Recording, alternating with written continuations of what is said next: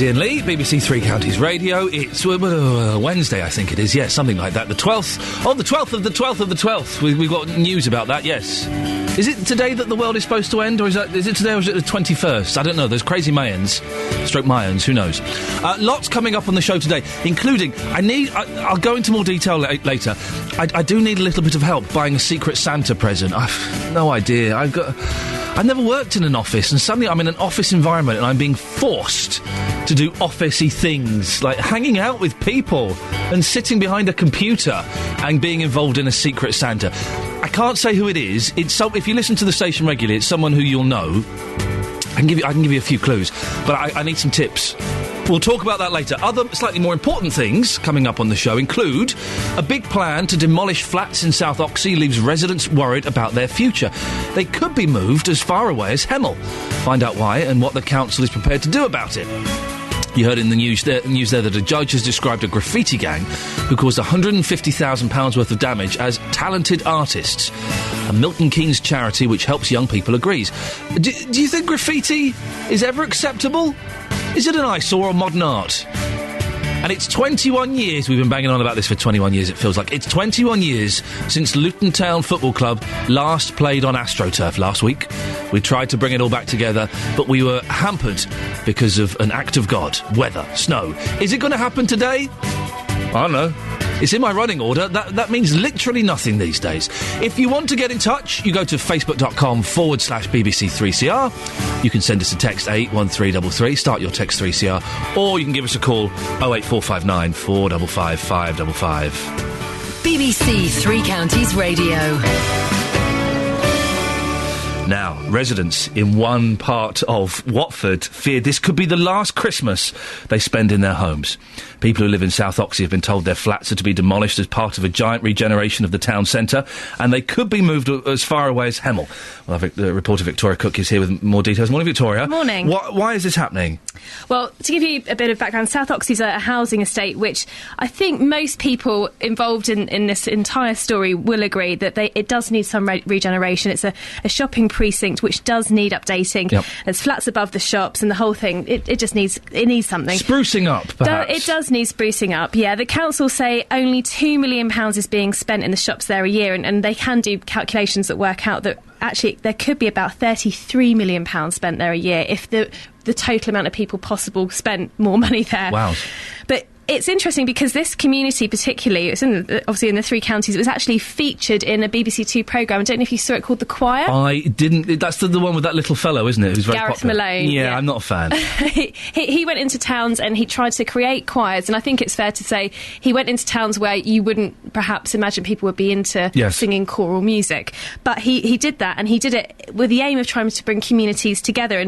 And it was interesting in South Oxley. It's quite interesting. We've got a clip here from the programme. It's interesting to listen back to. This is what happened kind of towards the end of the programme, people's reactions to it. Just seeing people together here, it's just really nice. It makes you quite proud to come from South Oxley, actually, which not many people would say. Didn't expect to see such more talent come from South Oxley. Quite proud to have it done here. Yeah. It's amazing to get all them people together and sound like that. Well, it's brilliant, absolutely. Yeah, it's spectacular. Really, really good. Yeah, really good thing for the whole community to get everyone together. Yeah, brilliant for South Oxley. The amount of people who turned out today, it's been fantastic. Yeah, really good day. Everyone's really enjoyed it. Well, it sounds like everyone was coming together there. The community was kind of all joining up. It was a really positive thing for the community, and this is really where the problem lies. The council plans to demolish all the shops and the flats above them to make way for a new development. There are around 100 council properties above the shops, and the council has been clear in saying no plans have been finalised yet. At this particular stage in time, there's no finalised plans, but it's the fear within the community as to what's going to happen. The people who live above the shops have no idea what's going to happen to them when the demolition begins, including Margaret and her granddaughter, Frankie. No, we haven't been told anything about where we're moving. In fact, we haven't been told anything much at all. It's just that there's rumours going around that we have to move out of the area, and I could guarantee 99% of people don't want to do that. I have a 5-year-old son who goes to school round the corner from where I live, and if we was to move off the estate, his whole life at school would be disrupted and he wouldn't have any friends there, and it wouldn't be fair on him. we don't get told very much. Things are still on hold, so we don't know what is really happening. We could be moved to any area, which is not what people want. And he's only just started full-time, just settled in, just made friends, and I wouldn't want to have to uproot him and start all over again. But everybody knows everybody. You've got a good group of people, and it would, personally, I think it would just ruin South Oxley. And as they're saying, they're going to put us anywhere. A lot of families, I've got families here that's been here for years, and they don't want to move. It's fine if they want to house me where I want to be, but if they're going to try and move me off the estate, I'd be lost, to be honest. From what the rumours are saying, it doesn't sound like it's local moving. It sounds like it's further away, and I'm not a driver, so I'll just be stuck there. What have the residents been told so far? Well, people have been invited to a few public meetings where proposals have been discussed. This formal planning application process hasn't even started yet. That's likely to happen next summer after a developer's been chosen, and then the residents will be formally consulted on the final design. Well, the local canon, Pam Wise from All Saints Church, has been to the meetings and said at first she was quite pleased to see some of the plans, but as time has progressed, she's now extremely worried that the amount of social housing won't be enough, and there won't be enough retail spaces for the shops. I would like to think and very much hope that everybody who currently lives in South Oxley is going to be given the assurance that they will be able to live in South Oxley after the redevelopment. Because without that, they're taking away people's homes, communities, their lives. I've been in many places and I've never lived anywhere where there is a community like this one, which is so close. I mean, literally, if you don't know somebody, you know somebody who knows somebody. Everybody knows everybody. That community is important to these people. There is a national need for social housing at the moment, but this is an area where social housing is absolutely key. Will that social housing that is there at the moment be replaced by social housing? Because without that, they are breaking up the community. Any council has a duty to people to the lowest paid in their communities, a duty to provide that housing, which is there at the moment. Are people still going to feel that this is their South Oxley?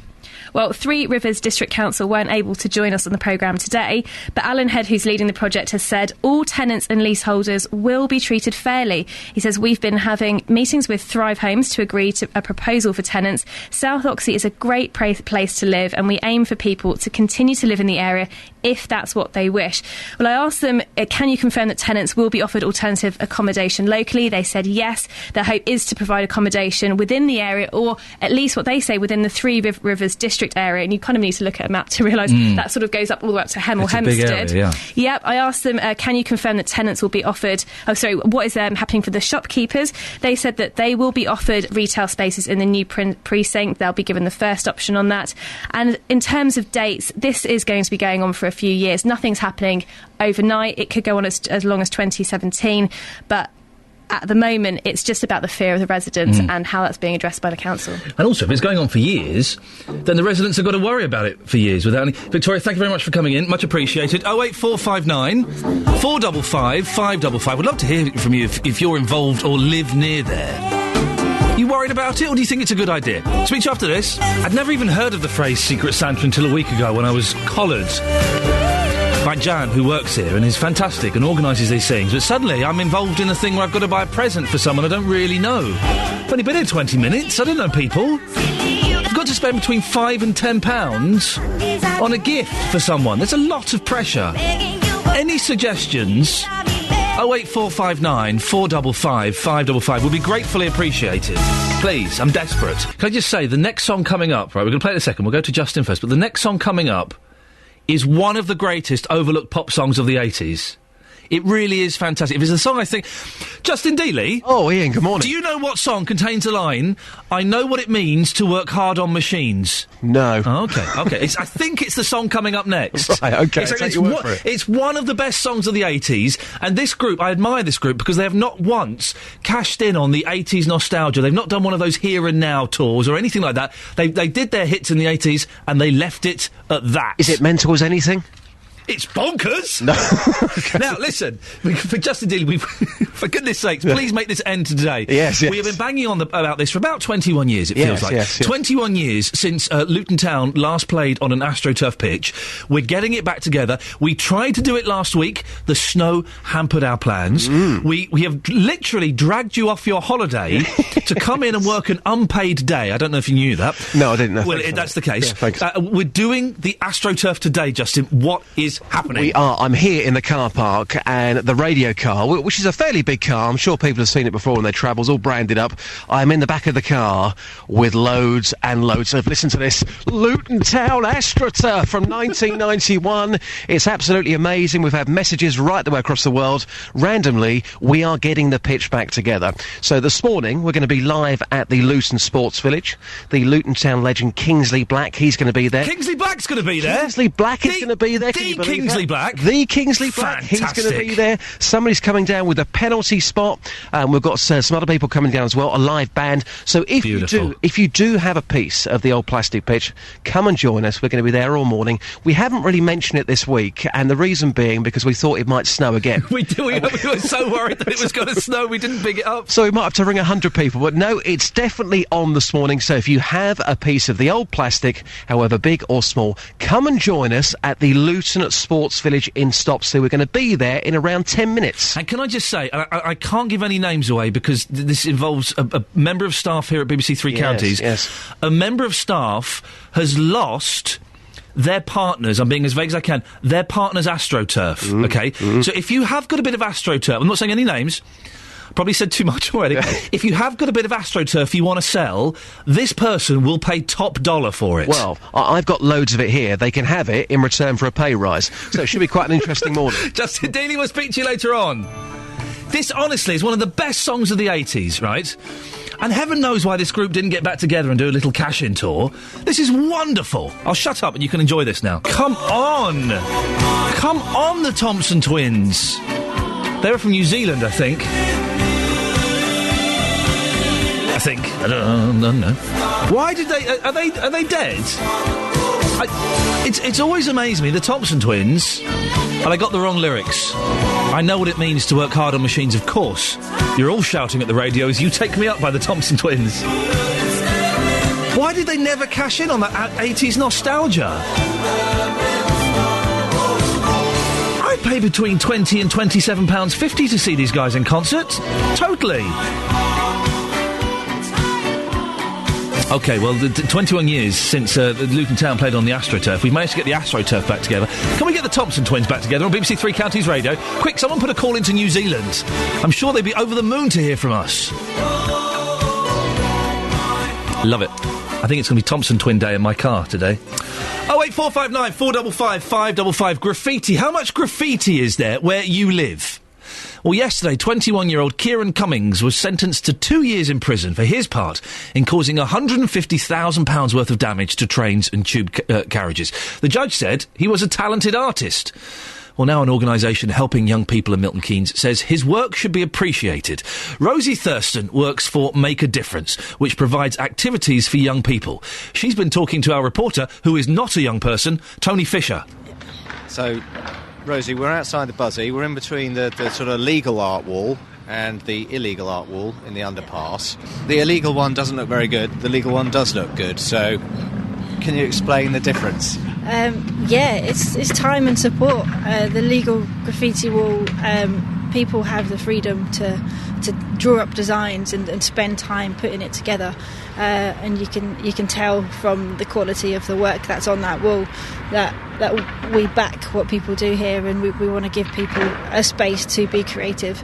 And then you walk 500 metres down the path to the underpass, where it was untouched, and all it takes is for one person to take a can and spray something that isn't very nice. There's a lot of horrible language, and the quality of the work it's really poor.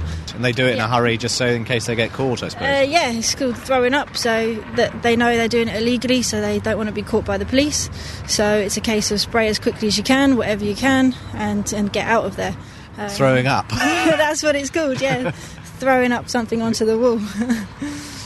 Now, Kieran Cummings was part of this gang who was arrested. Now, what he was doing, I suppose, was technically illegal, otherwise he wouldn't have been put in prison. Yeah, it was his work in London that it was illegal work. But it's a real shame. I think the part of the graffiti culture that it is they find whatever spots they can, but again it's partly not being supported as well.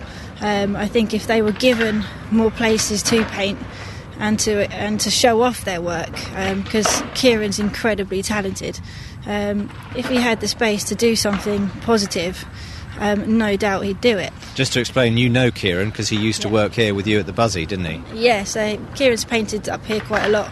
And then we really got on with Kieran, like, lovely guy. And we then recruited him to come and work with us for Make a Difference. And he helped teach young people, so little children, how to design work and how to paint legally. So we were painting onto canvases and boards and things like that. And he was brilliant, really good. The kids absolutely loved him. He never once would support painting illegally. It was all about the technique and actually how much work goes into producing a piece. It's an artwork. So Kieran didn't advocate illegal graffiti or anything like that, but he still went away and did it. But that's because he didn't have any other outlets. Is that what you're saying? Yeah, I mean, it's not for me to say why he did it. I think, as I said before, it's part of the graffiti nature and living in London, and it's a place where there's not much space. They paint on trains and all sorts of things like that. That's obviously where a lot of the damage has come from, is painting on expensive items. We can't say that we support Kieran and what he did on that, but all we can say is that we know he's a good guy and his work should really be appreciated. It's a shame that there's not more legal places that they can do it. Well, there's Tony Fisher there. I want to ask, is graffiti ever acceptable? When I was younger, I kind of thought, yeah, hey, it's self-expression. We need a chance to express ourselves. As I get older, I think, oh, for God's sakes, grow up. Go and buy a notepad. Do some drawing in that. Don't spray on a wall. I've had graffiti on my wall before. It's a pain in the backside to get rid of. Maybe you disagree. 08459 455 555. Is graffiti ever acceptable? On FM, AM and online. BBC Three Counties Radio. Morning. Lots coming up in the next hour. Ian Lee, by the way. Lots coming up in the next half hour, including we think we found the most festive street in the three counties. 20 houses in Milton Keynes have all gone all out. Sorry, I do apologise. Let me read that again. Have gone all out with decorating their houses for charity. We'll tell you in a few minutes where it is. I need some help buying a present, a secret Santa present, where you pull names out of a hat and then you spend between £5 and £10 on that person. I can't say who it is. But any suggestion? I've got no idea. I don't even know what to buy my wife for Christmas. How am I going to know what to buy a random person I've only worked with for 20 minutes? And Justin Dealey is reuniting Luton Town's AstroTurf after 21 years. If you want to give us a call about that or about graffiti or anything else, 08459 455 555. Oh, it's nearly Christmas. Oh, less than 2 weeks now till Christmas. Who's excited? I am. Very excited. Very exciting. Jonathan Vernon-Smith and myself are doing a Boxing Day show. It's pre-recorded. I warn you that now. We're recording it tomorrow. So that it's exciting. Very exciting. I believe we're going to have, like, Brussels sprouts in the studio. Is that true? We're going to have Brussels sprouts, which I think are one of the greatest overlooked vegetables of all time. Maybe we'll do that as a phone-in one day. Not today, and not while I'm here. Now, it is less than 2 weeks until Christmas, and you may have spotted houses across the three counties where people have gone all out to celebrate the festive season. Well, BBC Three Counties reporter Jessica Cooper has found a street in Milton Keynes where 20 houses are all lit up. The group of residents in Summerhaze in Great Linford have raised more than £20,000 for Willing Hospice over the last 9 years. Well, this is unlike anything I've ever seen before. We've got blue lights, yellow lights, red lights, pink lights, flashing lights, glittery lights, lights everywhere on Summerhaze in Great Linford. And I can't believe I haven't heard this before because this has been happening for a number of years. I'm joined by Nick Mende, who's one of the residents here. Nick, we're on your drive and your house is glitzing in the dark. It is. How did you all come up with this idea? Well, about 16 years ago, we all, 2 or 3 people had lights in their windows. It escalated over the next 2 or 3 years from that, where it began to become a bit of a competition. Then we got secretive about it and we'd all turn them on separately. Then we thought, hang on, let's be more collaborative, and it built up and then got out of control as it is now. Let's take a little walk around the cul-de-sac here. So there's about 12, 15 houses that are taking part. Yep. And over here we've got a giant Santa in somebody's driveway. Inflatable, is that? Inflatable, that inflates every night, yep. Right. And people come along and they have their photos taken in front of it. They bring their cameras and their cell phones. And we've got Rudolph on a roof over there. Flying ladders. between the houses. Oh, flying between the houses. Between the houses, yeah. So does it look like this every year, or is it different each year? It's basically the same, but there's always new bits people buy, so it's always slightly different, yeah. When I first arrived, there were quite a lot of people here, so this is becoming a tourist attraction. It is a tourist attraction. We actually turn the lights on the first Saturday of December, whatever date that happens to be. It's always the first Saturday. It's always 6:30. We don't get together and have a meeting, we just do it. Oh, and we have a brass band, MK Brass, come along, and when the lights go on, the brass band plays. There's normally about 200 or 300 people here. This year, I think there was over 300. So you could be doing this for the fun of it, or you could be doing it for something much more worthwhile. What do you do it for? We're actually doing it for Will and Hospice. We started that about 8 years ago. Before that, we just did it for the fun of it. Then we were persuaded, let's actually turn this into something really worthwhile. So people make donations? Absolutely. We've got collecting pots, one outside the big Santa and one behind me by my house. And they're solid metal things, and people chuck money in them, and then we give it away to Will and Hospice. So how much money do you raise then? We've raised 23,000 so far since we've been doing it. This year we want to try and top 25,000, so we need loads of people to come round and see the lights. So that's 25,000 over 10 years? 8 years. So. 8 years, yeah. 8 years. Yeah. Do you foresee it getting bigger than this, with other houses taking part down the other streets? Other houses, I mean, if you look up the top, you'll see that other houses are, in fact, joining in. One of the neighbours up the top has actually put an arrow, because people used to overshoot the cul-de-sac, so there's an arrow there so people don't miss it. But actually, it's spread to the other cul-de-sacs now. It won't be long before it's the whole of Summerhays. Another 5 years. What does it feel like for you to draw back your curtains, look at this, what you've achieved, all of you in this cul-de-sac? How do you feel? It's actually fabulous, because when you look out, and particularly when you see children walking round, some of the kids come round and say, this is Christmas Street, which is lovely. And Christmas Eve, it's really busy, and often people bring their children around just before they put them to sleep and ready to wake up on Christmas morning. If you want to have a look, it was Jessica Cooper, our reporter there. If you want to have a look, go to the Facebook page, facebook.com/BBC3CR. And obviously they're raising a lot of money for charity, which is fantastic. What on earth are their electricity bills like, for goodness sakes? Imagine if you were in that street and you just wanted like a quiet Christmas. You wanted it nice and quiet, nice and dark. You wouldn't get it there. Oh, you wouldn't get it there. Facebook.com/BBC3CR. Boom, boom, boom, boom, boom, chaka, boom. Morning, Iain Lee, BBC Three Counties Radio. Some good music this morning, isn't there? If you want to give us a call, 08459 455 555. By the way, this thing about the Secret Santa, it ain't no puff and bluster. I'm seriously worried about this.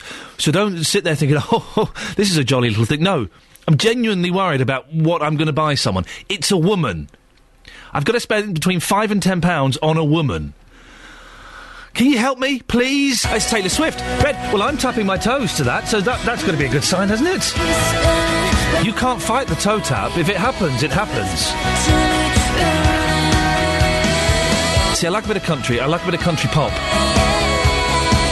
There might be a vaguely country-inspired bit of music on the Boxing Day special that Jonathan Vernon-Smith and myself are doing. They've made a terrible mistake in letting us play our own music on that Boxing Day special. I know. It's going to be a car crash of sound. I'm not quite sure, because we came up with the idea of, hey, let's do a show for Boxing Day. We'll pre-record it. It'll be lovely, and we'll put it out, and we'll invoice them. Everyone will be happy.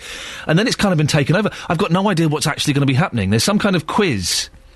That's it. That's all I know. I'm a little bit worried. Now, it's the 12th of the 12th of the 12th. Exciting, huh? Isn't it? Apparently the world is ending on Saturday, according to the Mayans, So we've got a few days to go. Well, are you excited about 12, 12, 12? It gets even better. Because at 12 seconds past 12 minutes past 12 on the 12th of the 12th of the 12th, Nick Coffer from our afternoon show is doing something special. He needs your help. I spoke to him the other day and he let me know what was going on. This date and this second, this moment in time, is not going to happen for a very, very long time. I'm going to live it up. So, at 12 today, we're going to take a snapshot of life across beds, hearts and bucks. Yes. So, I want listeners to help us this afternoon by taking a photo of whatever they're doing at 12 seconds past... Anything.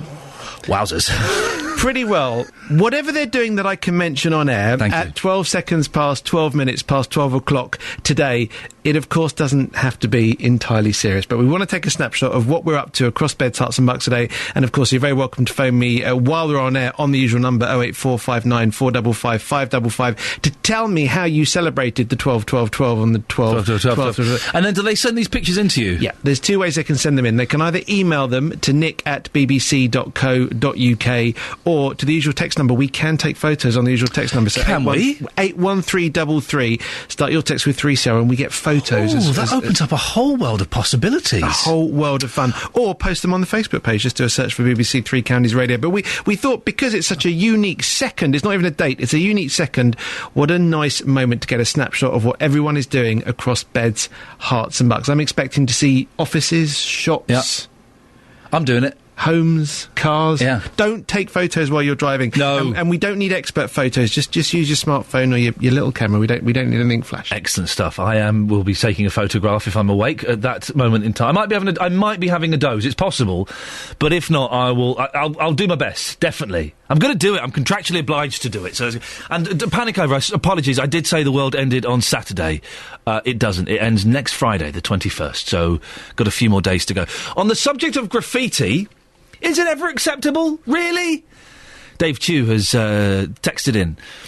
He says, when it's well done and in a suitable place and not offensive. In Stopsley, there's a park next to the fire station, and the wall there has had some amazing work on it over the years.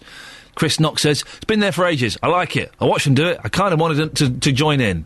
I'm not sure I agree. I'm not a fan of... Justin Dealey, are you a fan of graffiti? No. You ever done it? No. I did it once. I wrote a rude word.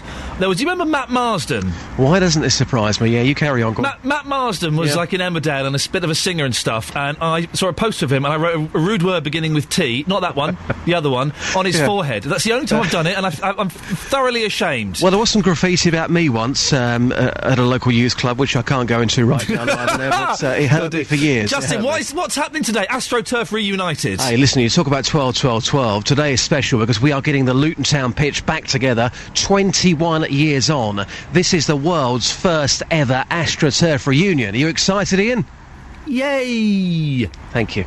So we're here this morning at the Luton Sports Village. I've got quite a few surprises in store after 7. I'll be exclusively revealing which Walt Disney film the Luton Town AstroTurf appeared in. We have Neil Bavister coming down. He stole the penalty spot. Lots of pitch here already. But why is the history of this pitch so important? The Hatters played on the plastic from 1985 to 1991, and they beat all the top sides along the way. I've been talking to Roger Wash, Luton Town's historian. Sadly, he can't be with us today, but this is what happened when we caught up on Saturday. So, Roger, we have some very famous AstroTurf here. Tell us what you got. Right, I've got an original piece from 1985. As it was being laid, it's a piece that came off, so it's unsullied, unspat upon, unplayed upon piece of turf. I've also got a souvenir from when it was eventually rolled up in 1991 in a plastic case. And this is the original piece from 1985. What's your memories of that night when the world's press turned up here at Kenilworth Road? Well, they didn't turn up on the first game en masse. That was against Nottingham Forest. That was on a Saturday afternoon. But they turned up a few weeks later when we played Arsenal at home. And they all went away highly favourable because it was a lot better than QPR's surface, which had already been down 4 years. So Luton's was a vast improvement on QPR's.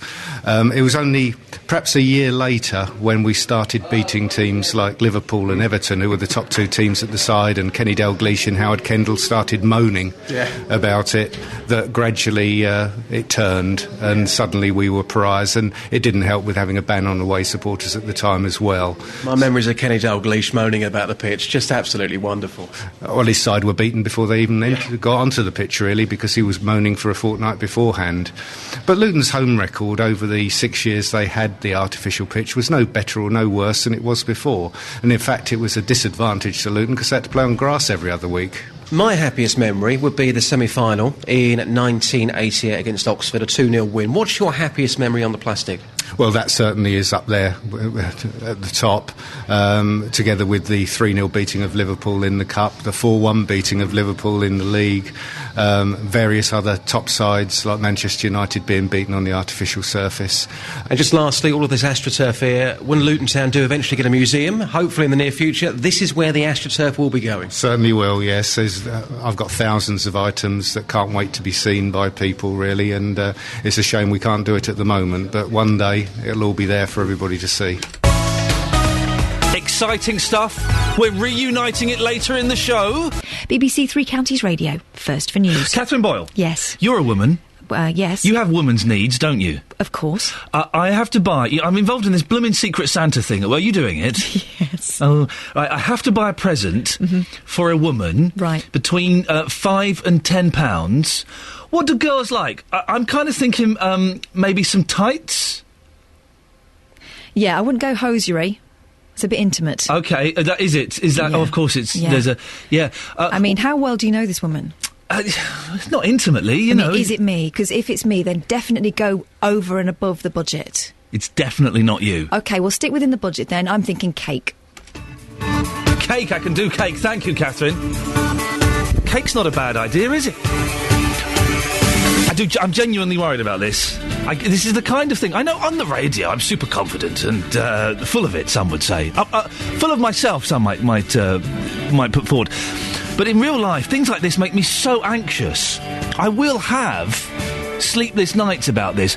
I have to buy a present for a woman at BBC Three Counties Radio between £5 and £10 in the Secret Santa. Any suggestions, please? 08459 455 555. And I've never done one of these Secret Santas before. If you've been in one, what presents have you received? Maybe that's a way around it. If you tell me what things you've received in a Secret Santa at work in the office, then that might give me some ideas. So, 08459 455 555. What have you received in your Secret Santa? Other, perhaps slightly more important things coming up in the next hour of the show. Families in council homes in South Oxley could be moved as far away as Hemel because of plans to regenerate the area. The MP for South West Hertfordshire, David Gork, will be joining me on the show next. We'll find out what he thinks about the plans. Graffiti. Is it ever acceptable? Many of you have gone onto our Facebook page to say, actually, you think it's all right. It's after a judge described as a graffiti gang who caused £150,000 worth of damage as talented artists. And we are finally reuniting the Luton Town AstroTurf from 21 years ago. Bad weather, fog, mist. It's not going to stop us this time. Justin Dealey is at the Luton Sports Village in Stopsley getting the turf ready. Go down there, say hello to him, shake him by the hand, pat him on the back and give him a man hug. Because he says he's got a lot of surprise in store for us. Facebook.com/BBC3CR. We'll be updating it with pictures throughout the show. You can text 81333. Start your text 3CR. And do give us a call. 08459 455 555. BBC Three Counties Radio. Residents in one part of Watford feared this could be the last Christmas that they spend in their homes. People who live in South Oxley have been told their flats are to be demolished as part of a giant regeneration of the town centre, and they could be moved as far away as Hemel. The South Oxley community near Watford was featured on the BBC Two programme The Choir Unsung Town. The aim was to pull the community together and build a choir, and it seemed to be a bit of a success. Just seeing people together here, it's just really nice. It makes you quite proud to come from South Oxley, actually, which not many people would say. Didn't expect to see such raw talent come from South Oxley.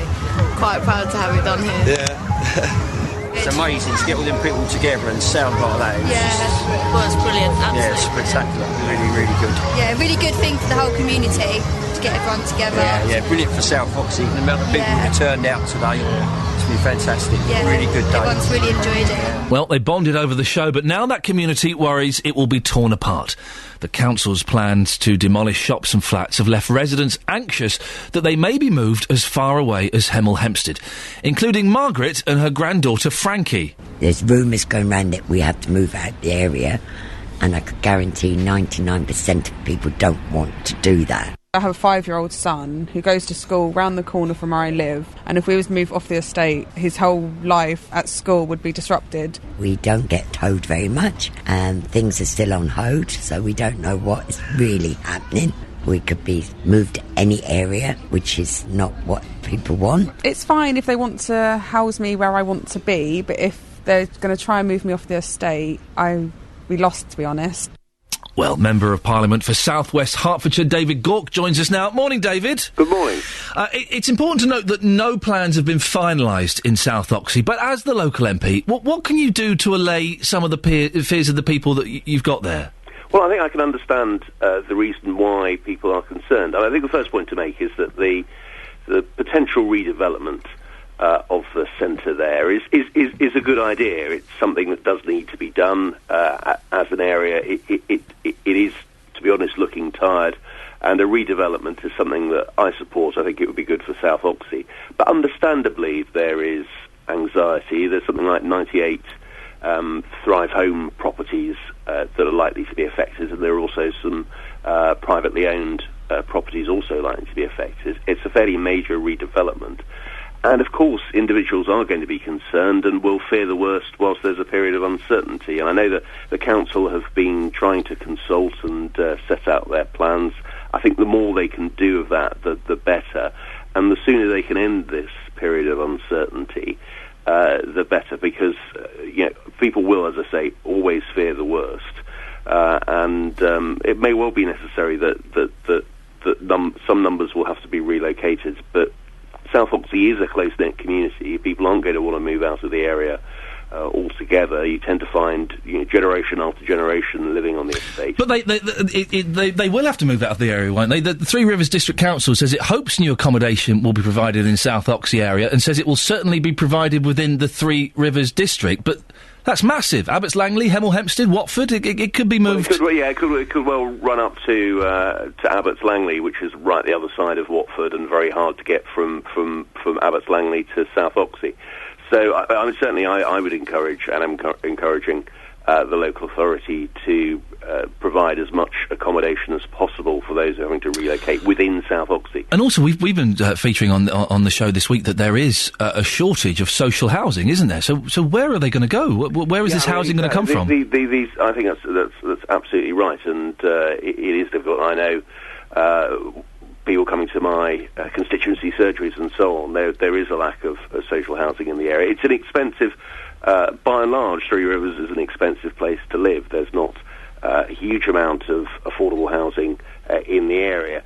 We've got two issues, really. We've got the, if you like, temporary issue of what happens whilst the redevelopment happens. And as you say, we don't know where we are yet. No developer has been appointed. I think the council hope that that'll be sorted by March. And then there's the longer-term issue is, once the redevelopment's done, are there places for people to go back to, or how are they going to do it? Now, both issues are ones that have to be resolved. I know, talking to Councillor Ty Harris, for example, who is a South Oxley councillor, that he's working very hard in putting pressure on the council to provide answers to those questions. What plans, David, are being considered? Please don't tell me that it's going to be like a large supermarket or something. Well, there will be a big shop, I think a supermarket there, and I think that's probably necessary to get people into. Do we really need another big supermarket? They're everywhere. Well, I think one of the issues with the centre there is that the footfall is not what it was. There used to be a Woolworths there, and that attracted people into the area, and then would go and visit some of the other shops. As it is, it can be quiet, Not all the time.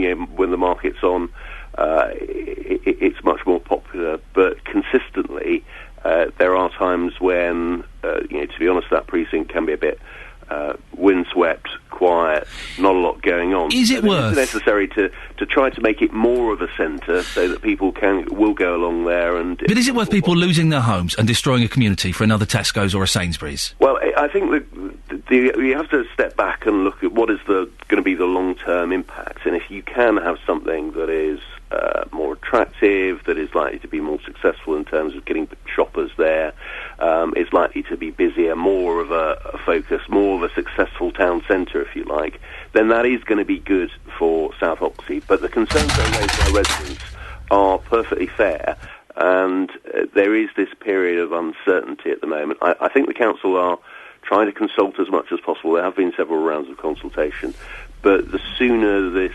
uncertainty can come to an end and people know where they stand, because as we heard on your report, there are children at school, there are families who live close by, it is a close-knit community, and the threat of moving to somewhere like Abbots Langley cut off from the rest of the community is one that people are obviously going to be concerned about. So. David Gook, we have to leave it there. Thank you very much. MP for South West Hertfordshire, and that noise you heard there was me destroying the studio in disgust. No, it wasn't. I've got long legs and long limbs, and I knocked over a telephone. Thank you, David. 08459 455 555. Secret Santas. I've got to do one for the first time ever. What did you get as a Secret Santa at work? Alex in Milton Keynes, morning. Hello. Have you been part of one of these Secret Santas? I have, yeah. Did it make you as uncomfortable as it's making me? It kind of did, yeah, because I was quite new to my place of work. Yeah. I didn't really know the person I was buying for. That's the thing, being new. There's a lot of pressure. What did you buy and what did you get? I bought a sort of just a novelty gift that was a bit dodgy. Hang on, bearing in mind we have young ears, did you buy something rude? Slightly rude, yeah, but the recipient did find it very funny. Okay, so. when I hand you back to my team, I'd like you to tell them what it was, and they're going to type it on my screen for me. And what did you receive then, Alex? Got some nail varnish and chocolate. Ooh, now, see, and you're a woman, aren't you? Yeah. And you liked that? Did the girls really like nail varnish and chocolate? That sounds like a Sex and the City cliche. Oh, no, it's really useful. The varnish was gorgeous and the chocolate was nice. So you think if I bought this for this woman, she might be happy with that? I'd imagine she wouldn't mind, yeah. Alex, thank you very much indeed. Go back to my team and tell them what the naughty thing was that you bought. I don't know if she would. Heidi says on the text, Secret Santa, you can't go wrong with bath bombs. Bath bombs? Bath bombs are those, it's like a thing you drop in the bath and then it explodes and smells nice. And Shirley Milton Keynes says you could get a very nice Dove gift set. That's soap, isn't it? You can't buy someone soap. You're telling them, yeah, I think you stink. Oh, I'm so anxious about this. I've just been told what Alex in Milton Keynes bought. I'm certainly not buying this lady a chocolate ding-dang. That's not happening. I'm not doing that. She'd be terribly offended. Oh, dear. 08459 455 555. Today, we are making history. Oh, yeah. Oh, it's not just a flippant, ridiculous knockabout phone-in show where we talk about people walking upstairs and pretending they've got whiplash. No, we make history. We're getting Luton Town Football Club's famous AstroTurf pitch back together 21 years after the Football League banned it. Justin Dealey is live at Stopsley. Justin, what's the scene like there? I'm imagining the excitement is electric. It is electric. We have a special visitor with us right now. It's freezing this morning, about -3 here. It's Stopsley, very, very cold. Listen to this. I have something very, very special. It's a special ball. Ooh. And Peter is with me. Peter Little from Westerning. Peter, you're live on 3 Counties. Thanks for coming up this morning. Why is this ball so special? Good morning, Justin. Well, it's the match ball from the Derby County main. The last game on the plastic pitch, we were match ball sponsors on the day, and for some reason I kept it all those years. So this ball is very, very historic. Where was it in your house then? Well, it was in the safe. It was at the safe at work more than. And when the safe went, we kept it in the attic. I just couldn't throw it away. No, absolutely. And you've even got a photograph of Kingsley Black, who's going to be here later on. Tell us more about the photograph. Well, the whole family there, all the chaps who support the team, all the young children, and it was just a great day in the box and being that close to the players, meeting the players, and actually getting the ball at the end of the game. I can still see Mick Hartford putting that ball in the net in the Kenilworth Road, and it's a fantastic day it was. Unbelievable stuff. So here we have some of the AstroTurf. Here we have the match ball from the last ever game on the AstroTurf. And whilst you're here, very quickly, a quick story on graffiti. Ian's talking about that this morning. What's your graffiti story? Well, my dad was lived and worked in Lee Grave, and someone put something rather rude about our local MP. And my dad went down and covered it up with some pebble dash, and it's still there to the day. So it gives you a chuckle now, even when you see it now. Yeah, I think of my dad and I think of what was there before he covered it up. Yeah, brilliant stuff. Peter, thank you so much for coming down. I cannot believe you have got the match ball, and it's still in great condition. Unbelievable. Thank you so much. Have a good day. Thank you very much. There you go. So Peter Little there joining us live here in Stopsley at the Luton Sports Village. Here is the match ball. We have the AstroTurf. After 7:30, Ian, we're going to be telling you which Walt Disney film the Luton Town AstroTurf appeared in, and then later as well the fans will be here with their bits of the pitch, and Kingsley Black, the Luton Town legend, will be taking a free kick / penalty, because the penalty spot, that's on the way as well. Wonderful. Historians, those books you've got, chuck them in the bin. It starts today, year zero. Justin, listen, this all sounds brilliant. I'll have a chat with you later on. Also, can you have a little think, this blooming Secret Santa thing that you've had the sense not to get involved with? Yes. I've got to spend £5 to £10 on a woman who works here. Right, okay. Yeah, have a little ponder. I'll speak to you later on that one. No worries. Thank you very much indeed. Now, graffiti. When I was younger, I kind of thought graffiti, it's kind of a way of self-expression, and, young people need a way to express themselves and communicate. Now I'm older, I think, oh, blimey, it looks ridiculous. It looks ridiculous. Is there a lot where you live? Well, yesterday, 21-year-old Kieran Cummings was sentenced to 2 years in prison for his part in causing £150 worth of damage to trains and tube carriages. The judge said he was a talented artist.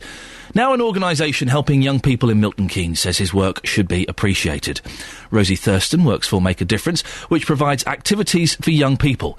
She's been talking to our old reporter, Tony Fisher. He helped teach young people, so little children, how to design work and how to paint legally. So we were painting onto canvases and boards and things like that, and he was brilliant, really good. The kids absolutely loved him. He never once would support painting illegally. It was all about the technique and actually how much work goes into producing a piece. It's an artwork. So Kieran didn't advocate illegal graffiti or anything like that, but he still went away and did it. But that's because he didn't have any other outlets. Is that what you're saying? Yeah, I mean, it's not for me to say why he did it. I think, as I said before, it's part of the graffiti nature, and living in London, and it's a place where there's not much space. They paint on trains and all sorts of things like that. That's obviously where a lot of the damage has come from, is painting on expensive items. We can't say that we support Kieran and what he did on that, but all we can say is that we know he's a good guy and his work should really be appreciated. It's a shame that there's not more legal places that they can do it. We're joined now by Estelle Lovett, who's an art critic and an artist. Morning, Estelle. Good morning. We've also got Oliver Winkeneck, who is a street artist who took part in a demonstration in Woburn not so long ago. Morning, Oliver. Good morning. What was the demonstration? Demonstration was with the Bedford Street Gallery. Basically, we were all doing an exhibition there, and quite a few of us were on the streets actually working. The only difference is we weren't working directly on the buildings. We were actually working on boards, so it meant that the work wasn't going to damage actually what it was onto. What's the difference, Oliver, between graffiti and vandalism? That's a difficult one, because I think a lot of people would say nothing at all. But I think the difference is you've got to look at the graffiti and see exactly what it's all about. Sometimes if it's a wonderful piece of artwork, that's fantastic, and a lot of people will admire that and really enjoy it. If it's just simply people tagging their name, then obviously there aren't many people that will actually physically enjoy that and enjoy looking at that. So I think it's about what's been done and people's opinions on it. But art is down to personal taste, isn't it? So something that you might think is brilliant, I might go, oh, blimey, that's horrible. Who gets to decide whether it's any good or not? Well, the artist does and the public. Just the same as, obviously, if you're putting something into the gallery. At the end of the day, it is very subjective, as you say, and it's very difficult when you are putting stuff on the streets because you're impressing that upon people. You're not hoping that every single person in the world is going to love it, and you know that it's not going to last forever. But at the end of the day, you've put it there because you believe in it, and it's up to the public to decide. Isn't that a bit sad, though, Oliver? If the transient nature of graffiti art, that it isn't going to be there forever, could only be there for a couple of hours sometimes. If that, to be honest, I mean, there's sometimes things are only up for probably an hour and then they get buffed in London. Yeah. I don't think it's sad. I mean, I think it's sad that sometimes the people that do put a massive amount of effort into their work and produce something that is spectacular and should be in a gallery for people to see for many generations to come, it is sad when something like that gets buffed over, but you accept that is the transient nature. If you're putting stuff on the street, you know that there's that risk that it might only last 10 minutes or it might last 10 weeks. And that's the nature of obviously letting the public or local authority decide. Estelle, it's a mess, isn't it? Well, sometimes it can be. You know, these art vandals sometimes are nothing more than graffiti guerrillas.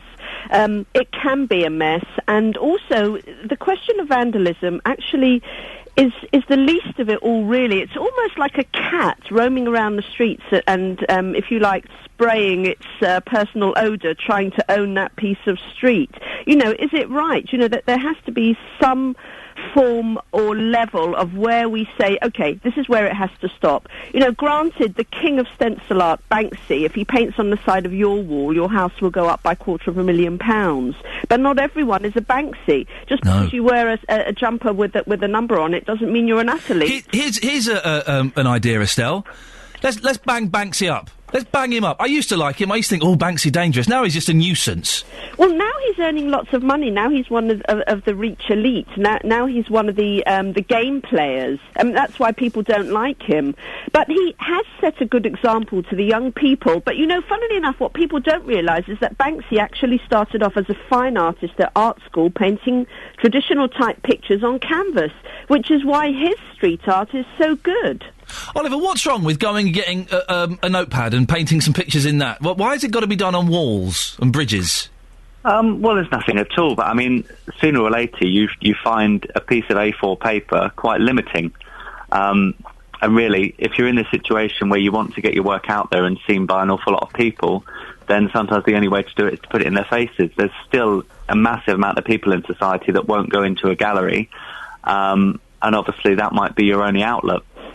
I was going to say that because they often have, we heard earlier about these kind of legal graffiti walls, and I'd imagine that removes part of the attraction, doesn't it? If it's a place where you're allowed to do the graffiti, then surely some of the graffiti artists would be like, well, I don't want that. I want to do it somewhere that's a little bit naughty. Well, I think there is an element to that. I mean, there's a real widespread because there are some people that would market themselves as graffiti artists but would never actually ever dare do anything illegal. To be honest, I mean, nowadays pretty much everything I do is legal because the time that I spend doing a piece of work, I need that time, and obviously trying to do it in the dead of night, very rushed, watching over your back is not enjoyable. Where have you done it illegally in the past, Oliver? I've done it in Canterbury and Ashford and a few other places, mainly around where I live. And what kind of buildings? Local authority buildings. The graffiti I've done is always non-destructive.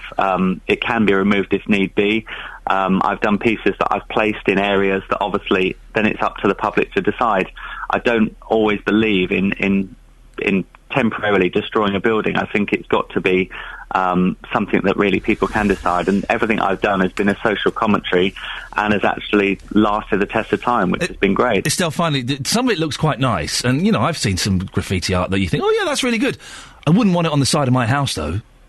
No, and don't forget that some graffiti artists do actually turn good and do society some good. If we go over and look at Shepard Fairey with his Obama posters from the 2004 campaign, you know, with the hope, he started off as a stencil artist painting on the sides of buildings of New York, and it's nothing new. You know, artists have been doing it ever since the Great Depression in the 1930s, when Roosevelt told the artists to get out on the street and pretty up the streets to get people out working, feeling better about themselves. So art can improve our temperament. But some of this stencil stuff, which is just tagging names, as your guest said, who I must say is one of the few intelligent street artists I've heard, so I take my hat off to him, is absolutely right. It can be put to good use, but I think the youngsters that just want to make a mess, make a mess in your bedroom. Estelle Lovett, art critic and artist, thank you very much. Oliver Winkelek, street artist, thank you very much indeed. What do you think? Is graffiti ever acceptable? There's me kind of going, well, actually, I think it's awful. But one of my favourite things, if you go to a building like Canterbury Cathedral or St Paul's Cathedral, you will see where people have scratched in their names from, like, 1836. That's kind of an equivalent of the tagging, isn't it? I think mostly, though, I frown upon it. What do you think? The BBC in beds, hearts and bucks. This is BBC Three Counties Radio. Morning! Sad news. Ravi Shankar, the sitar maestro, has died in a hospital in the US, 92 years old. We'll find out why he was so popular in the next half an hour. And it's the first time I've been involved in an office Secret Santa. I've never had a proper job before. I've got a job. I have to sit behind a computer and literally pretend I'm doing stuff. I'm doing nothing, but I pretend I am. And I have to get involved with things like Secret Santas. I've got to buy a present for a woman I barely know. Got to spend between £5 and £10. What have you received as Secret Santa gifts in the past? 08459 455 555. We're just talking there about graffiti. Is it ever acceptable? I used to like it when I was younger. I used to think, yeah, that's a really great way of young people expressing themselves. And now I just think, if you do that on my wall, I will come and knock your heads together, you little so-and-sos. Richard is in Dunstable. Richard, are you a fan of graffiti? No, I'm not, because generally it's done in the most inappropriate place. And as a ratepayer, I've got to pay a lot of money for that to be cleaned up. I did hear the other guy saying he'd done it in non-destructive paints and could be easily removed. But the fact is that it's still costing me money to have the work done. And it was needless. I mean, the money could be better spent on looking after old people or the welfare of children, apart from, all this sort of... But doesn't a lot of it kind of brighten up dull buildings, dreary bridges, arches, all things like that? It adds a bit of colour, doesn't it? Well, the point is, a lot of it, what did the guy say about his social way of thinking or something? It's maybe not what the majority of people think or want. It's just his idea. And I'm sorry, if he doesn't want to do it on an A4, go and get it on an A3 or a bigger bit of paper. Good argument, Richard. You're right, a bigger bit of paper. Have you ever, and be honest, Richard, have you ever scribbled your name somewhere or painted something somewhere you shouldn't have done? No, I haven't. Not even on a desk at school? You didn't write Richard was here? When I was at school, back in the 50s, you didn't dare do that sort of thing because we had a wonderful teacher called, I think, I know I bumped into her several years ago, but her name was Basher Baines at Northfields. And Basher Brains? Baines. Basher Baines. And her nickname was Basher. So wowzers. You can get to say you wouldn't dare do that. And then at 15, I was in the army as a boy soldier. You wouldn't do it. You wouldn't do it there. But Richard, thank you for that. I've certainly scratched my name in school desks with a compass. Iain was here. It's that kind of stab at immortality, isn't it, that we all want? We all want to leave a mark on the earth, however tiny it is. And I like to think that there's some kid in Herschel Grammar School in Slough looking down at the desk and who's this Iain? Why is he spelling his name with an extra I? What an idiot. There's got to be. We all like to do it, don't we? I'm being told that there's by my producer, who is, let's be honest, she's quite straight-laced. There's a bench in Peterborough where she's left a Tipex message. I was here. That's the thing, isn't it? I was here. Everyone wants to say, I was here. 1996. Dennis in Dunstable, you can help me with this ridiculous Secret Santa I managed to have got myself involved with. Do you know what women want? Well, I know what my women want, put it that way. I've got 7 young ladies I've got to buy for. And I buy the same thing every year because I've been... Dennis, who are these 7 young ladies? my 2 granddaughters. I see. And my grandson's lady friends and everything. For a second there, the listener was thinking you had some kind of harem going on there in Dunstable. But it's okay. Yeah. So what do they want, Dennis? Well, put it this way: I've been told under no way have I got to change this. Now, my granddaughters inform me they like Ferrero Rocher chocolates, the plain, the ordinary ones. And I've been told under no circumstances have I got to buy the new ones, which are all different. Okay. They said when it's working fine, don't try and fix it. Yes. So then I give them that, and I also give them a gift voucher. And the latest gift vouchers we get these days, from the post office of all places, they go to 119 different shops. Yeah. So it's not a case of just buying boots, and that's where they've got to go. I can't, Dennis. I can't give her a gift voucher. Imagine the look of disappointment on her face when she opens up a card and goes, "Oh, it's a gift voucher." Chocolates, as I say, and stick this on the top. Wrap them and stick them on the top. Is that really? Like the chocolates. Tell them to give them your back, and you'll eat them. Dennis, thank you very much indeed. I'm genuinely tempted. It's got to be between £5 and £10. I'm genuinely tempted to buy like a couple of the big bottles, maybe 3, of Coke or Pepsi or something. That'd be about 5 as well. Get 3 big bottles. That's about £5, maybe even just under. Because I would appreciate that. I would love that. 81333. Start your text 3CR. Bridget has texted in. Ian, look at her hands. If she bites her fingernails, buy nail file and nail varnish. Because when I was at work, the Secret Santa was humorous. She's got good nails. I can give you that information. She has got a cracking set of nails on her. Karen in Welland Garden City says, Ian, when my hubby did the Secret Santa, we got the lady some chocks and lotto scratch cards. My hubby got a magic wand that made a tinkling sound. Oh, I hope he gets something decent. I hope I get a couple of DVDs. No, I do. I want a couple of Jackie Chan DVDs would sort me out. You can get those for about £5 each. The lady who got the scratch card won £10. Well, there we go. Fantastic. Now, as we mentioned earlier, sad news, the sitar player and composer Ravi Shankar has died at the age of 92. Major influence on musicians around the world, most famously, of course, with the Beatles. Joining me now is my let's be honest, my favourite music journalist to talk to about musical stuff, who agrees to come on this show. It's Jonathan Wingate. Good morning, Jonathan. Hi, Ian. What can you tell us about Ravi Shankar? Well, he kind of, certainly in commercial terms, he invented what we now know as world music. George Harrison dubbed him the godfather of world music. And he was probably the best-known Indian classical musician in the world. But there's a fascinating influence. He left an indelible mark on music, mainly through his influence on the Beatles. You know, the first sitar, as far as anyone can work out, in a hit record was Norwegian Wood. That was straight after George Harrison had met him. And, of course, the Beatles went on to do Revolver and then things like Within You, Without You on Sgt. Pepper. So he left an indelible mark on the musical landscape through that. He also he collaborated with everyone from Philip Glass and Yehudi Menuhin to George Harrison and the Beatles, which is kind of weird. You can't think of many musicians doing that. And he played at Woodstock and the Monterey Pop Festival. He is one. He is, to go on a slight tangent. My mum would say he's one of the people that ruined the Beatles. Yeah, they stopped being good once he got involved. Yeah, I think drugs may have played a part in that. But if you do, yes, allegedly, of course. But if you look at the Woodstock film, or the Monterey Pop is the one that it springs to mind. It's amazing to see him sandwiched in between, you know, the Buffalo Springfield and the Who. There's Ravi Shankar, and people going wild for him, you know, as though it were a pop concert. But wasn't there some very funny story at one of those 2 gigs? He was tuning up, and everyone started applauding. Oh yeah, and he said, "So ignorant." Yeah, they thought he was actually playing, and he said, "Yes, thanks very much. I'm tuning up. I'll start the song in a second." I think that was Woodstock that happened. Yes, very funny. But I mean, his influence was incalculable, and he, you know, I listened to his music. You know, I'm not a world music expert.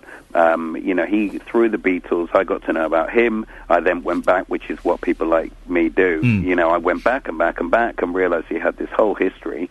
And so it made the music accessible to a rock and roll fan like me, which is fascinating. I also think there's a very interesting theory that is unique to me, and it's not about Secret Santas. Yeah, you're going to be interested in this. Go on, I'm listening. I'm moving closer, yes. Yeah, move closer. I'm moving closer. Yeah, are you close enough? I'm closer to the microphone, although that doesn't amplify your voice, but go on, yes. But we can pretend that we're in some kind of, what's the word?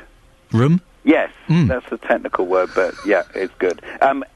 I think he invented modern dance music, in effect. Excuse me? So psychedelic dance music in terms of what we know as kind of the more esoteric end of house music and things like the Chemical Brothers and Amorphous Androgynous, all that stuff, all the trippy dance music that came about from the kind of early 90s onwards, that's invented by Ravi Shankar, because if you listen to things like She Said and Tomorrow Never Knows by the Beatles, that's the seeds of that plant that came from there. And a very musical family, of course. Norah Jones is one of his daughters. Yeah, and Anushka Shankar, who's also a very accomplished musician. So it's a fascinating story, and I think his influence on the world probably won't be realised until, for 50 years, because in 50 years people will go, what were the Beatles doing hanging out with this guy and learning these esoteric instruments? I think now, we don't think of that as anything odd, but before that it was all Herman's Hermits and Jerry and the Pacemakers. Those kind of people, would have been terrified of an Indian takeaway, let alone listening to Indian classical music. Have you ever tried to play a sitar? I own a sitar. Do you really? I do, because of my interest in Ravi Shankar. It's not anywhere near the phone, is it, Jonathan? It's not. Oh, you sly old dog, you. I know. Can you actually play it? Because I've sat down, I've been in the room where there's one, I've gone, oh yeah, this looks well easy. Yeah. And of course it's not easy, there's not many strings on it, but there's only like one or two or something, isn't it? But can you play it? I would say the honest answer is no. Right. But you like having a bash every now and then? What are we talking about here? The sitar? There we go, yes, thank you. No, do you know what? It's an impossible instrument. Yeah. It's an impossible instrument. So I think that was what the Beatles did to people like me. I was a musician before I decided I was going to hang out with musicians and be a music journalist.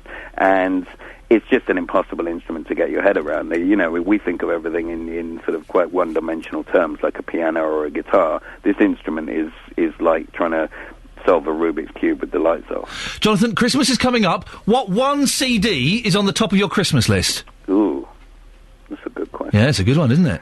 Something. Okay. I'm not getting it for you. I'm just interested. Yes, Glenn Gould, the Goldberg Variations. Oh, thank you. Fantastic. Jonathan, always a pleasure to talk to you. Thank you very much for that. If you've never had a go at a sitar, it is the most fun because it's ridiculous. It all works on vibrations, as instruments do, of course, but the string that you're playing sets off loads of other strings vibrating, and that kind of creates it's a ridiculous... I know, it's a long shot. If anyone's got a sitar, I know the chances of someone listening to BBC Three Counties Radio actually having a sitar near them, very, very slim, but you never know.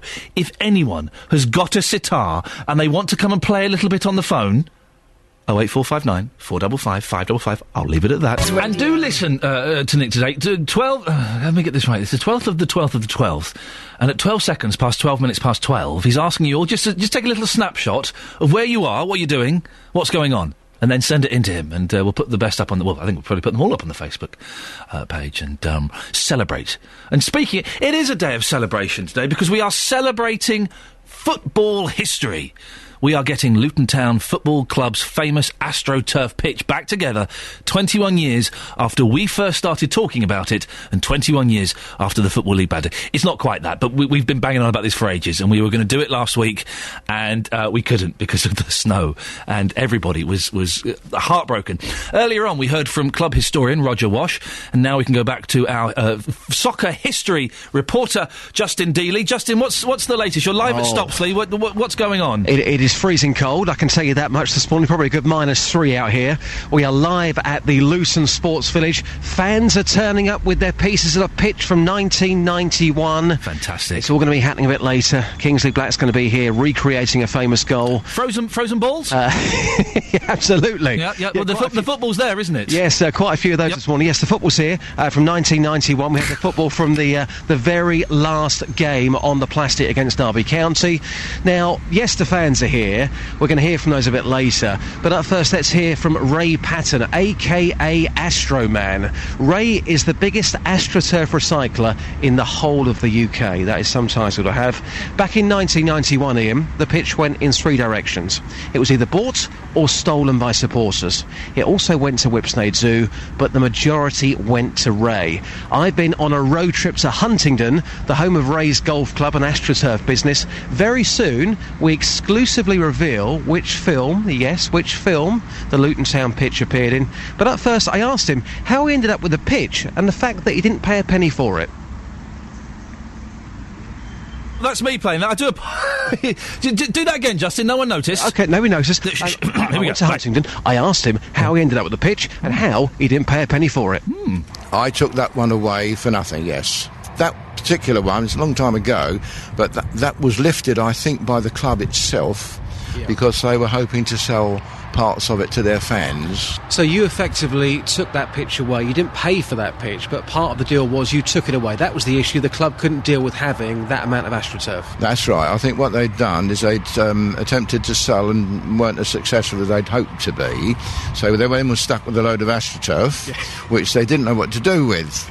And because I was geared up to process it, somebody got in touch with me over it, and I then ended up receiving it. What do you think that pitch will be worth today? Because it was good quality, certainly better than Queen's Park Rangers pitch at the time. How much would that pitch be worth today? Well, if you discount the actual groundworks and so forth, I suppose the actual pitch, probably the material, about £150,000. £150,000? £150,000. Then you got your labour costs and your underlay and your adhesives, which all add up. I wouldn't be far short of 200,000. Now, amazingly, we seem to think that the Luton Town pitch was used in 101 Dalmatians, the film. Tell us more about that.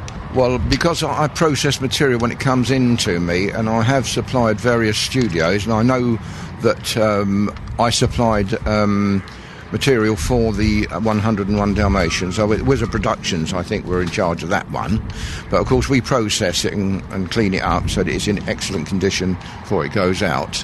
So the scene where the dogs are on the AstroTurf, we think that's the Luton Town AstroTurf? I'm pretty certain that was Luton Town, yeah. How incredible is that? But you might not recognise it because we'd processed it. Because when you do process it, when it comes in with the sand in, we desand it, but of course it looks a bit faint and worn. It becomes fibrillated where the use of it with the sand, and then we wash it up and it sort of regenerates it, and it was suitable for that purpose. I'm amazed that we tracked you down. Ray, it's so good to meet you. Little tingle down my spine looking at your AstroTurf warehouse here. Thank you so much. Oh, it's my pleasure. Justin, did you? Ian. That's going to be the quote on your when you die, on your gravestone. It will say, "Little tingle down my spine, looking at your AstroTurf warehouse there." Oh, it's fabulous. Can you hear the band in the background? Oh, wonderful. Who else have you got there? We've got some more fans here. Fans are turning up here. Carter's here.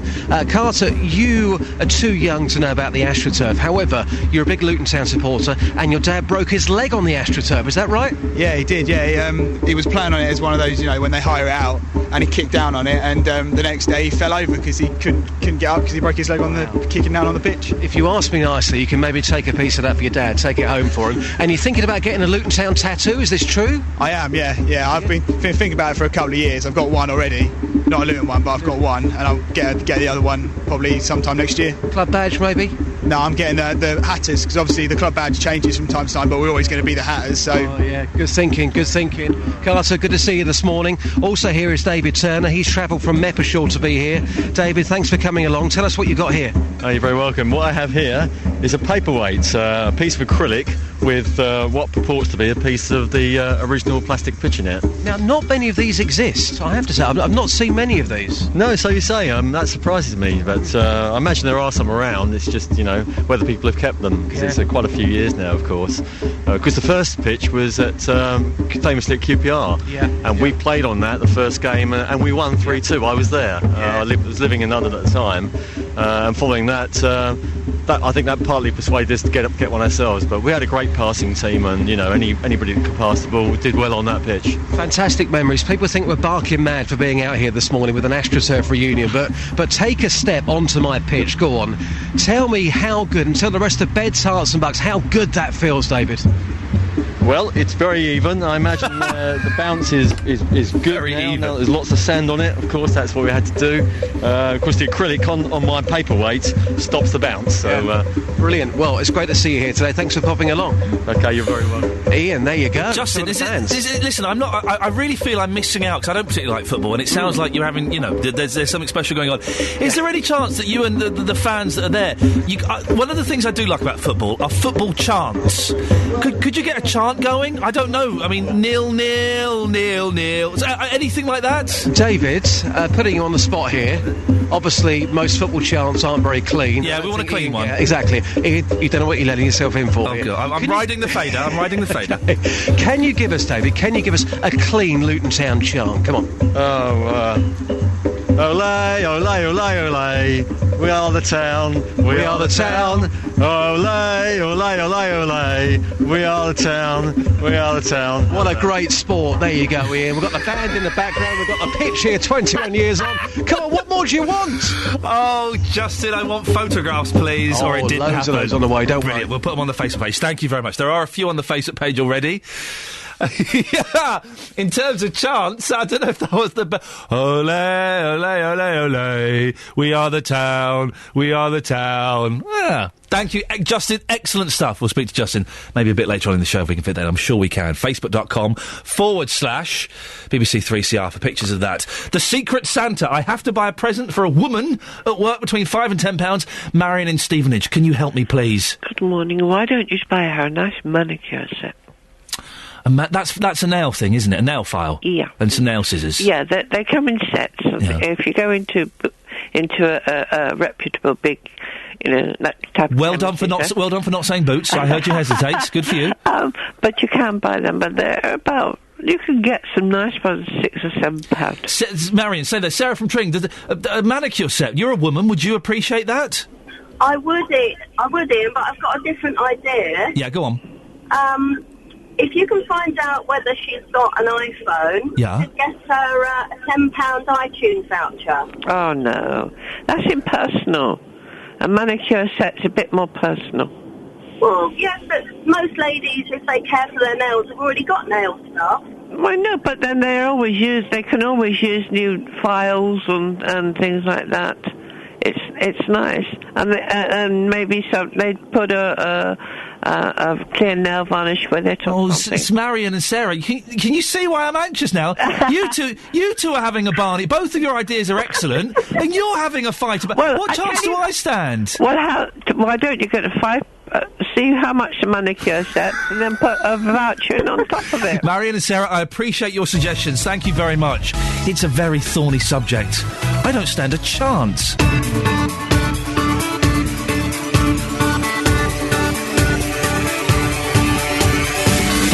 Morning, dear listener. Iain Lee, BBC Three Counties Radio. If you've been paying attention, you'll notice that I've kicked the studio apart. I'm slurring my words. I'm so tired. I had such trouble this morning. When the alarm went off at 4 o'clock, normally, bang, I'm out. Well, I just laid in bed for 15 minutes. Oh, dearie me, that has to stop. Lots coming up on the last hour of the show, though, before JVS, including a big plan to demolish flats in South Oxley leaves residents worried about their future. They could be moved as far away as Hemel. Find out why shopkeepers are worried too. It's 21 years since Luton Town Football Club last played on AstroTurf. A week ago, we tried to bring it back together, but we were snowed off. Well, it's back on, and it's happening today. Luton Sports Village in Stopsey. If you want to pop down there and have a look, please do. Go and say hello to Justin Dealey. Give him a hug. He's freezing cold. We've got a band there. We've got a fan there. Pop down, say hello, and you might get on the radio. And what have you received as a Secret Santa present? A thing I was completely unaware of until about a week ago. I'm in. You got to take part in these things, haven't you, apparently? I've got to buy one for a woman at work. I've got no idea what to get. So far, you've suggested a manicure set, an iTunes voucher, and some Ferrero Rocher, and a lottery scratch card. Any other ideas? And when I say other ideas, I mean any good ideas? Facebook.com/BBC3CR. Tweet, text 81333. Start your text 3CR. Or give us a call, 08459 455 555. BBC Three Counties Radio. Well, residents in one part of Watford fear this could be the last Christmas they spend in their homes. People who live in South Oxley have been told their flats are to be demolished as part of a giant regeneration of the town centre, and they could be moved as far away as Hemel. The South Oxley community near Watford was featured on the BBC Two programme The Choir, Unsung Town. Including Margaret and her granddaughter Frankie. They are concerned about the future. No, we haven't been told anything about where we're moving. In fact, we haven't been told anything much at all.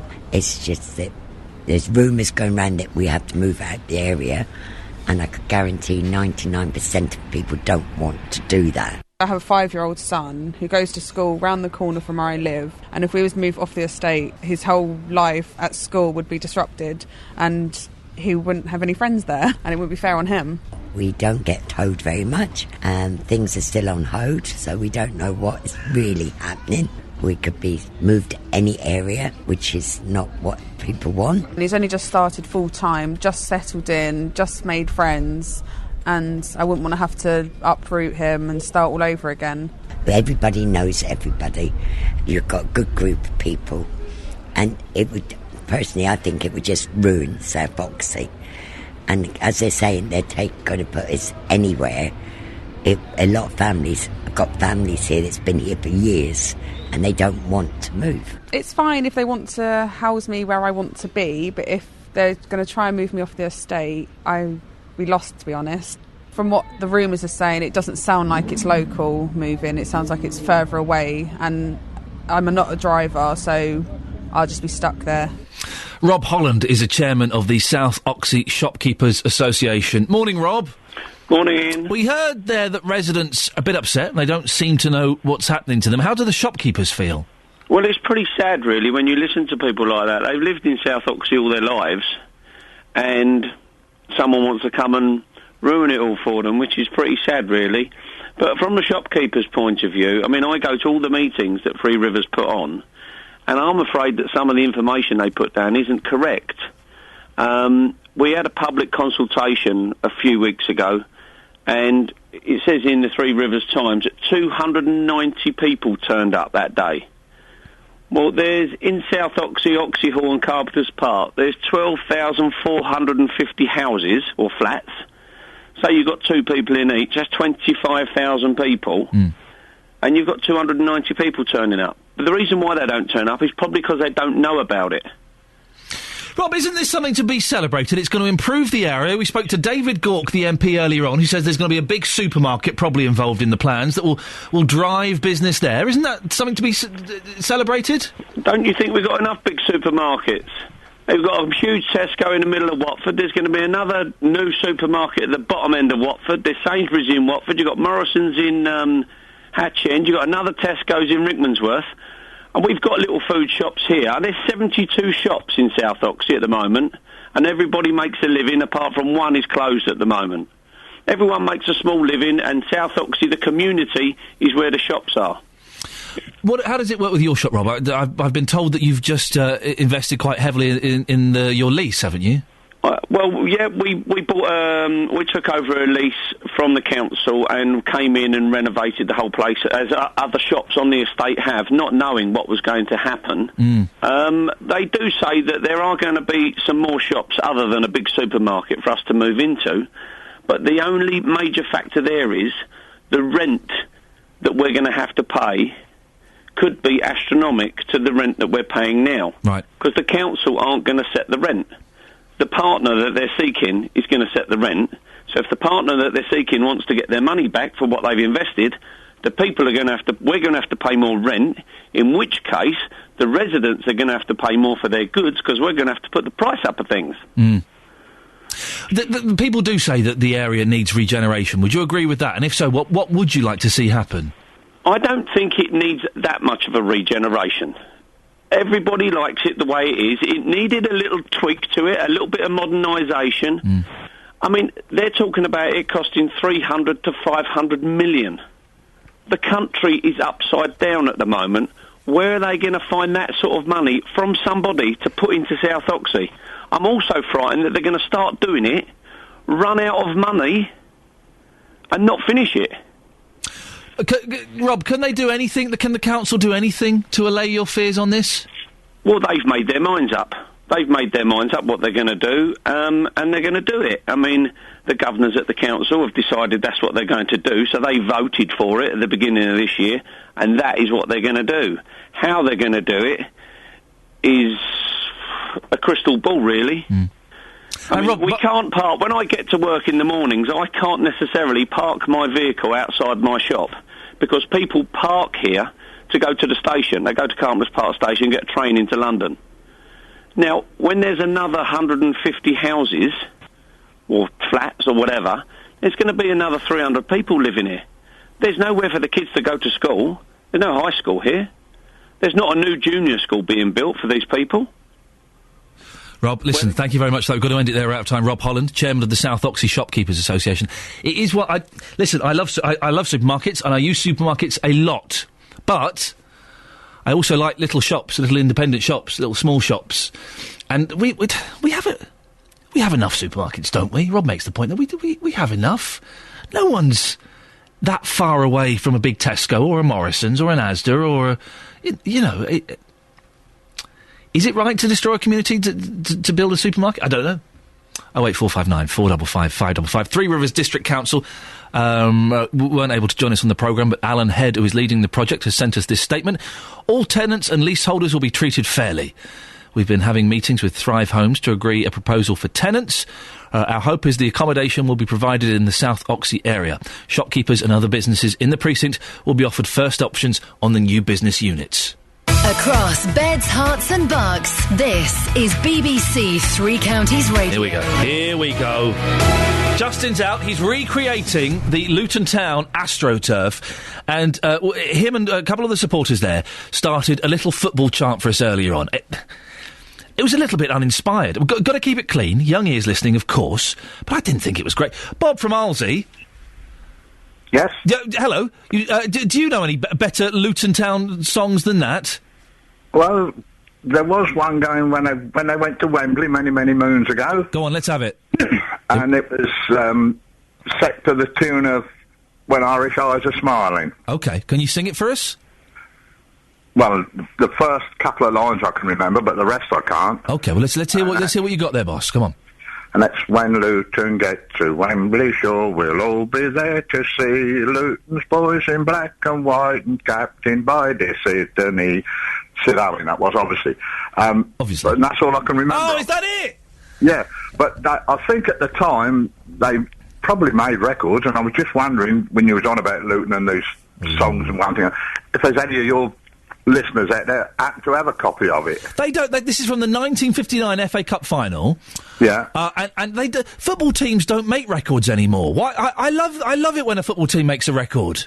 Well, perhaps there's somebody out there remembers more of it than what I do. Bob, can get in touch with you. Listen, what we're going to do is I want you to sing it again. We're going to record it, and we're going to play it to Justin when we speak to him later on and see if he knows the rest of the words. Okay, Bob, if you could sing it nice and clearly, away you go. When Luton get to Wembley Shore, we'll all be there to see Luton's boys in black and white, captained by dear Sidney.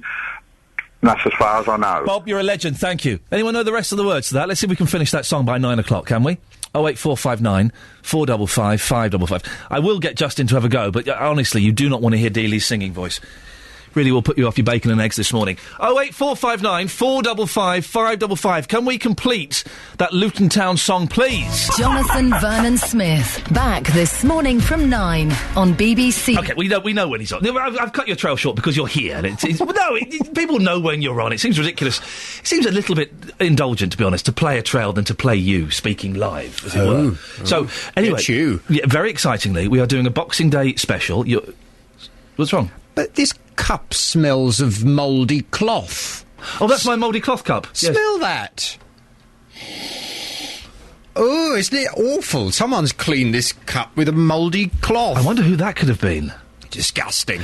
We are doing a Boxing Day special, yourself and I. Yes. And we're recording it tomorrow. Let's break down the fourth wall and let the kids in behind the curtain. Right. We are recording it tomorrow, and very excitingly, Jonathan and I, for the first time ever, have been allowed to choose a shed load of songs each. And I've chosen songs. I'm not going to say what they are. Yeah.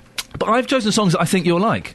Have you? Yeah, I've done that because I want it to be a fun experience for you. I want to educate you because I think you need it. Right. And but I think you'll like them, and I think you'll go away whistling a happy tune. Oh, okay. Well, I look forward to that. I've chosen music that I like. But Neil Sedaka?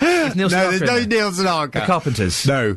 But producer Laura did say yesterday afternoon, she said, I've listened to your music, it's so you. It is so you, she said. She did say it was like two different shows crashing together. So I'm a bit worried. All I know is there's a bit of a quiz. Yes. I've got to bring a ukulele, and there are Brussels sprouts. Oh yes, I've got to bring in my keyboard.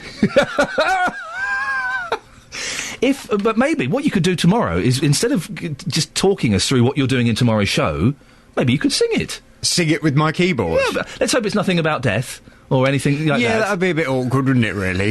What would you do if somebody died in your street? I can only play things that have a bossa nova backing.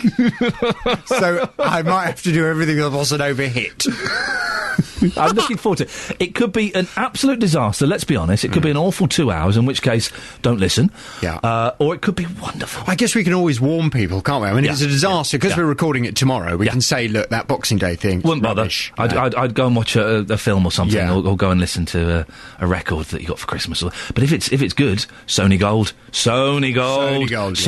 What's happening on your show today, Jonathan? On the big phone in this morning, I'm asking, is it best to walk on by when someone's causing trouble?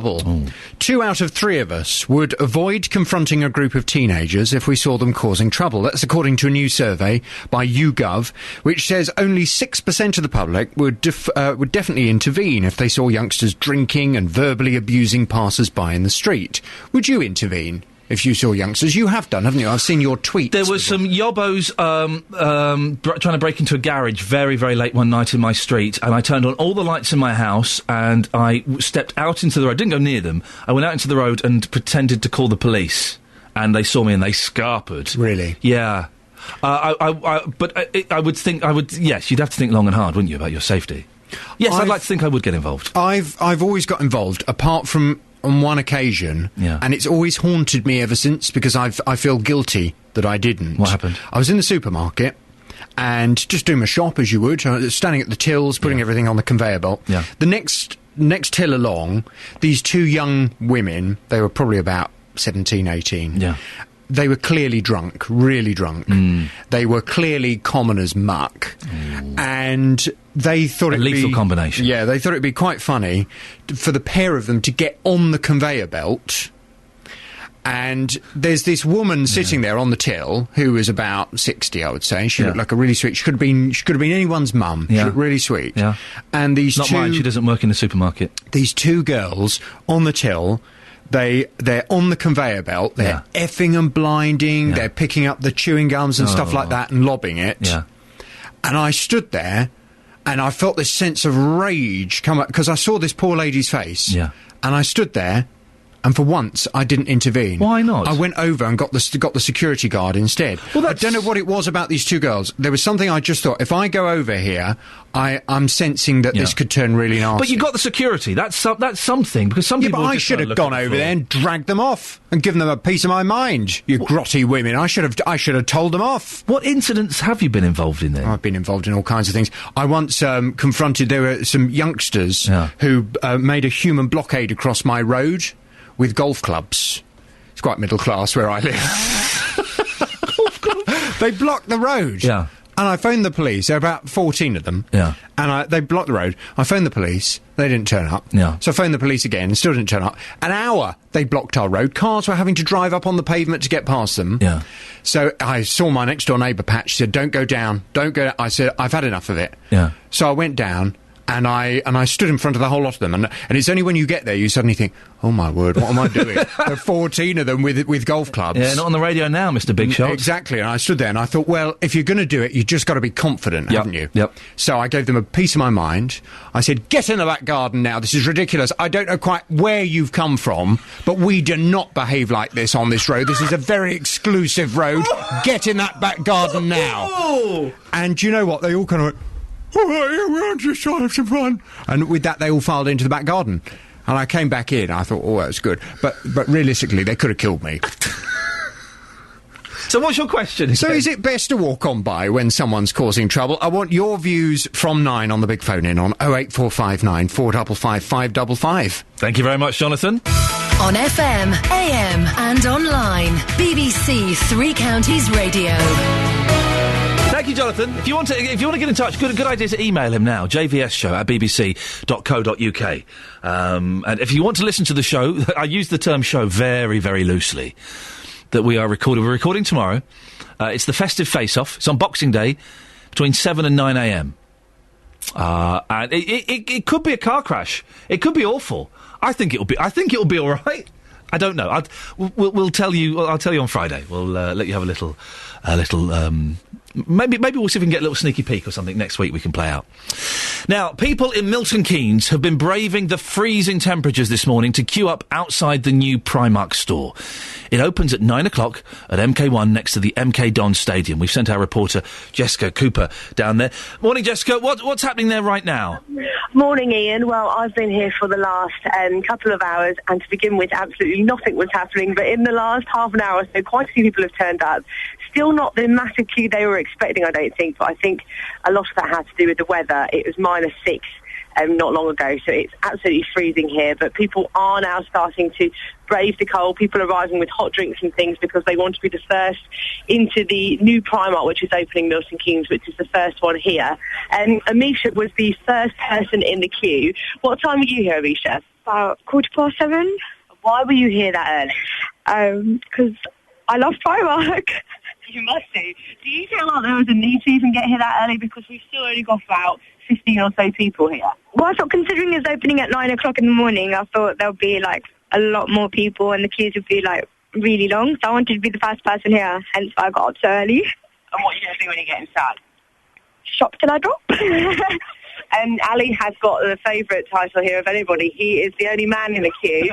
Why do you think you're the only man here, Ali? I'm really amazed. I was wondering when I come down here, maybe there's a long queue and there'll be a lot of people because, I don't know, because there are only women here and it's quite strange for me as well. Are you proud to be the only man here? Yeah, I'm proud, yeah. And a couple of people here who have been queuing from the beginning, they've been here since about 7:15. 7:15? I know. But there's no sale or anything. It's just opening today. It's just opening, yeah, but it is the first one in Milton Keynes. So people here haven't had a Primark before. They've had to go to Watford or Hemel or surrounding areas. So it's quite a big deal for some people in Milton Keynes. Is there a protest later today in Milton Keynes about another Primark that's opening? There is, yeah. They're slightly different, but there is due to be a Primark opening in the Centre MK Shopping Centre, which is a Grade 2 listed building. And a campaign group today is handing in an objection letter, their 1,212th objection letter against development plans at the shopping centre, which would see a new Primark being built there and other changes, including the market moving and a bridge being knocked down. And so that's a protest happening later today because in future we could potentially have 2 Primarks in Milton Keynes when until today we haven't had one. Jessica Cooper, I think that's enough advertising for them. Thank you very much indeed. Go and get yourself a nice warm cup of coffee because I would not want to be standing outside in this freezing cold temperature and we've sent all of our reporters out to have a little look. Shall we have a look at the front pages of the newspapers? Why don't we? By the way, today I have to go and I have to buy a green top for my boy somewhere in Luton. Any suggestions of where I'm going to go? We'll do those in a little bit. We've got some texts on the Secret Santa. I'll do those because I want to run those past Catherine Boyle to see if she'd be impressed if she received any of those. My boy is doing his first sort of Christmas play tomorrow at nursery. I've got to buy a green top because he's a flower. It's not the nativity, though. Why is it not the nativity? I want him to do. I want them to do the story about baby Jesus. I'm not religious in the slightest, or not particularly, but I want them to do the story of baby Jesus. That's what Christmas is all about, isn't it? That and Xbox. The front page of the newspapers, The Guardian. UKIP plans to derail PM over gay marriage. And there's the reports as well on the census figures came out yesterday. I love the census, and the next time we have to do the census, I hate filling it in, but I like the results. So, in about 8 or 9 years' time, whenever it is, could you, when I moan about having to fill in the census, could you remind me that I like it when we get the stats out? Because I do find it interesting, the changing face of Britain, but it's that thing of having to sit down and fill it in when it's been sat on the windowsill for the last month. And you've got to do it because the man's knocked on the door saying, if you don't do it, you go to prison. Oh, no, that's the TV licence man. I must do that as well. The Independent. One law if you're straight, another if you're gay. Cameron bows to backbench pressure and bars the Church of England from marrying same-sex couples. And there's a picture of George Osborne looking very confused as he builds something with a child. The Times. Church exempted from gay marriage. Legal protection to appease bishops and Tory MPs. And everyone's gone crazy about this picture of this Sikh guard outside Buckingham Palace. Yeah, and next? Let's see what else we've got here. The Telegraph, another picture of the Sikh guard. Britain has fallen out of love with marriage. Lots of people living in sin. Naughty, naughty. The Daily Mail, energy bills to soar again. And they've got a review of the Spice Girls, the musical. That's on my list of what not to see. Daily Express, 7.5 million migrants live in Britain. White British now a minority in London. And The Sun, we are the world. Foreign-born residents up 3 million in 10 years. And that's your latest news and sport. More from me at 9 o'clock. You are woman, I hear you roar in numbers too big to ignore, Catherine Boyle. And I'm going to run some Secret Santa ideas past you. Yep. That have been sent in by listeners, and I need to know you're any good or not. OK, is this for me, really? Is this just your way of being rubbish and getting me to approve my own present? Because that's been done before. I'm not that... really? Who's done that? Your husband? Yeah, every year. No, I'm not that clever. Lynn has suggested slipper boots. OK. Nah. Gabriella... She's more of a Marabou heels girl. OK. Gabriella says a nice photo frame. Bob says batteries. Always useful. And Marie from Hemel says a scarf with a receipt. Receipts are good. I think the receipt is something you should keep. OK, so but none of those floating your boat? Well, they're all OK. OK, we can do better. Call 084... We can do better. 455 555. 08459 455 555. BBC Three Counties Radio. Going out in town today. Got to go out in town buying green top for my boy. Present for Jonathan Vernon Smith for this Christmas special. And the Secret Santa. So we've got 25 minutes or so to let me know what I should get. Coming up in the last half hour of the story, we are making history this morning. 21 years after Luton Town played on AstroTurf, we're bringing it back together at the Luton Village Sports Centre in Stopsley. And the Secret Santa's talking about it all morning. What's the etiquette around doing it? Do you get a jokey present? Do you get something rude? I'll be speaking to a top etiquette consultant in a few minutes' time. This is Iain Lee on BBC Three Counties Radio. But stop the clocks. Let's go back to Stopsley in Luton because we are making history this morning. We are reuniting Luton Town Football Club's famous AstroTurf pitch 21 years after the Football League banned it. Earlier on, we exclusively revealed that the pitch was used in the Walt Disney 101 Dalmatians. It wasn't the cartoon version, was it, Justin? No, it's the real deal. It was the real deal. And you are live now at the world's first ever, we think, AstroTurf reunion. What's the atmosphere like down there, Electric? Listen to the atmosphere. It's a carnival atmosphere down here. We've got a band here. We've got loads of the fans that are turning up. As you say, this is the world's first ever AstroTurf reunion. 21 years on after the Football League banned it. We are getting the pitch back together. Lots of people here, Ian, but sadly lots of people who can't be here this morning. They've got work commitments. Here's some of those fans with their AstroTurf memories. Now, Kevin, sadly you can't be with us on Wednesday, but you have got a piece of the AstroTurf. Tell us more about it. I can't really remember, to be honest. We didn't come directly from the football club. We came across somebody who had some, knew we were avid Luton fans, and offered us it for nothing. So we've taken it, and it's got pride of place on the mantelpiece with a signed Luton football from the early 90s on it. Oh, absolutely wonderful. Do you touch it every day? Does it make you feel good when you do touch it?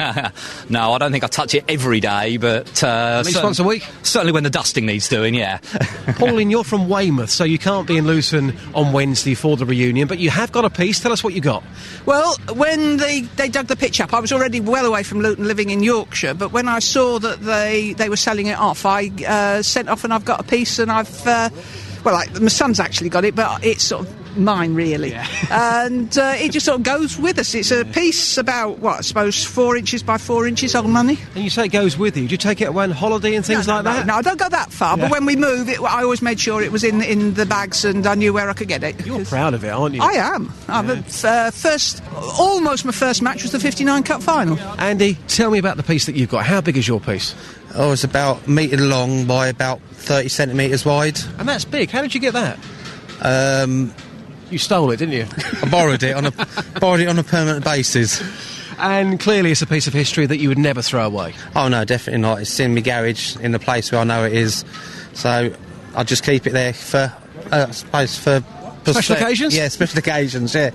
Yeah, basically. Now, Stuart, you haven't got any of the AstroTurf itself, but you've got the AstroTurf strands. Just bits of strands that was left on the pitch after that last game of the season, so where people had been picking up and cutting their parts, I just was going along and picked up a few little strips of it and just sort of put it all together. So it's like a little chunk, but that's all I had. Yeah. That's amazing. Where are these strands then? I put them in like a little photo frame. It's like a little tiny frame, so I managed to put them all in when I was a young child, and it's like in a frame at home. Justin, has the member of Three Counties staff who lost their partner's AstroTurf, I'm being as vague as I can, have they managed to buy any AstroTurf to replace that? No, that person hasn't turned up yet. Let's see who is here. Yeah, go on, who else you got? Here. Neil's here. Neil has got the penalty spot. We were looking for that for weeks, weren't we? Where was that penalty spot? Neil, you're live on Three Counties. Thanks for turning up this morning. How on earth did you get the penalty spot? Well, Justin, we, as kids, were 15 years old on that final game, and all the fans ran on the pitch and took the bits that they could pull up from the edges and around the side.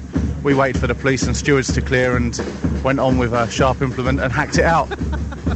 It's outrageous.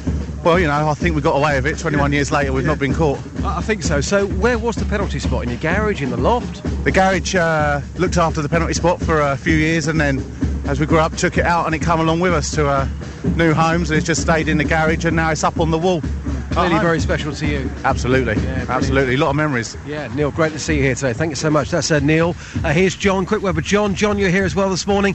John, very briefly, tell us how it feels to be standing on Luton Town's old AstroTurf. It feels like I'm a legend myself.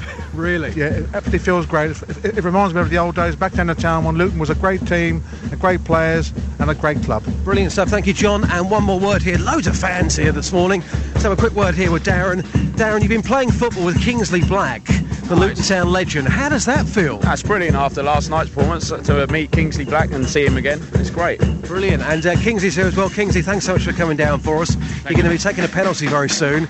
This is all rather bizarre. It's -3. We've got the old AstroTurf pitch, an old ball as well.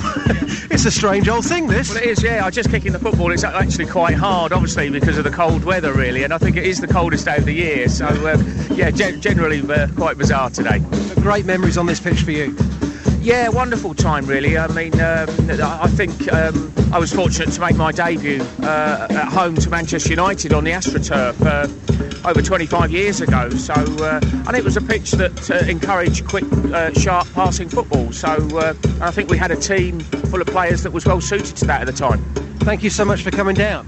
Pleasure, thank you. Kingsley Black there as well, Luton Town legend. So, Ian, it's all happening. We've got the band here, we've got the fans here, we've got the pitch here. It sounds. Who are the band, Justin? They sound brilliant. I shall be revealing all at about 10 to. Hopefully there'll be a bit of a drum roll because Kingsley Black will be taking a penalty with We've managed to get a goal post outside this building right now, so there will be a penalty happening before 9 o'clock. This is so exciting. Justin, wonderful. It sounds absolutely fantastic. Thank you so much for doing this. We'll speak to you before the end of the show. Thanks, Ian. Good lad. There we go. Justin Dealey. He's come off his holiday to come in and do this. That's how much he cares for fake plastic grass.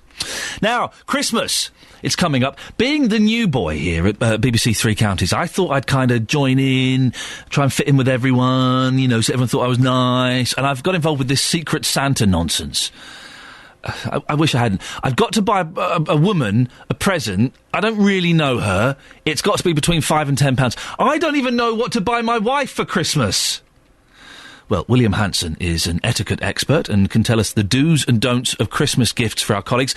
Good morning, Mr. Hanson, sir. Good morning, Ian. Thank you for having me. It's absolutely marvellous. You are always my first choice when it comes to these kind of matters. Oh, well, you're very kind. What should I absolutely not get this anonymous woman? Well, you don't want to get anything that you think is hilarious, but is actually a little bit offensive. Chocolate ding-dangs. Yeah. And, we've had a couple of those suggested.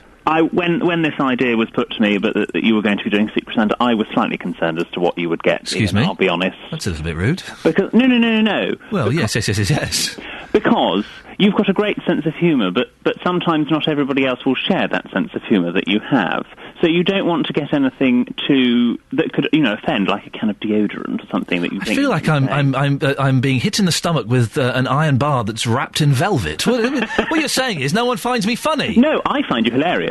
I think you're a complete joke. I love you. I think you're wonderful. Yes, Hanson. Yes, Mr. Hanson, yes. But you just need to be careful of humour. Just be careful of humour. So humorous presents. So deodorant, as we said, chocolate ding-dangs, those kind of things, they are out of the window. Yes, and also anything that, if you don't know her that well, I would question actually who the person that's organising this Secret Santa, why they've put you with her. Well, William, the way it works is you put your hand in a bucket. Oh, you're doing it that way? Yes, okay. And we pull out a name at random. I see. Okay, there are two ways. You can either have one sort of organiser who is doing it, who pairs everyone up, and actually I think that's the best way to do it, because it ensures that actually you are buying you're buying whatever for someone you actually know a little bit about. Can I be honest, William? I don't really know anyone here, and what I do know about them, I'm not very impressed. So I don't think that would have made much difference. Okay. But what you could do there now, is there a money limit between £5 and £10? So we're talking about £5.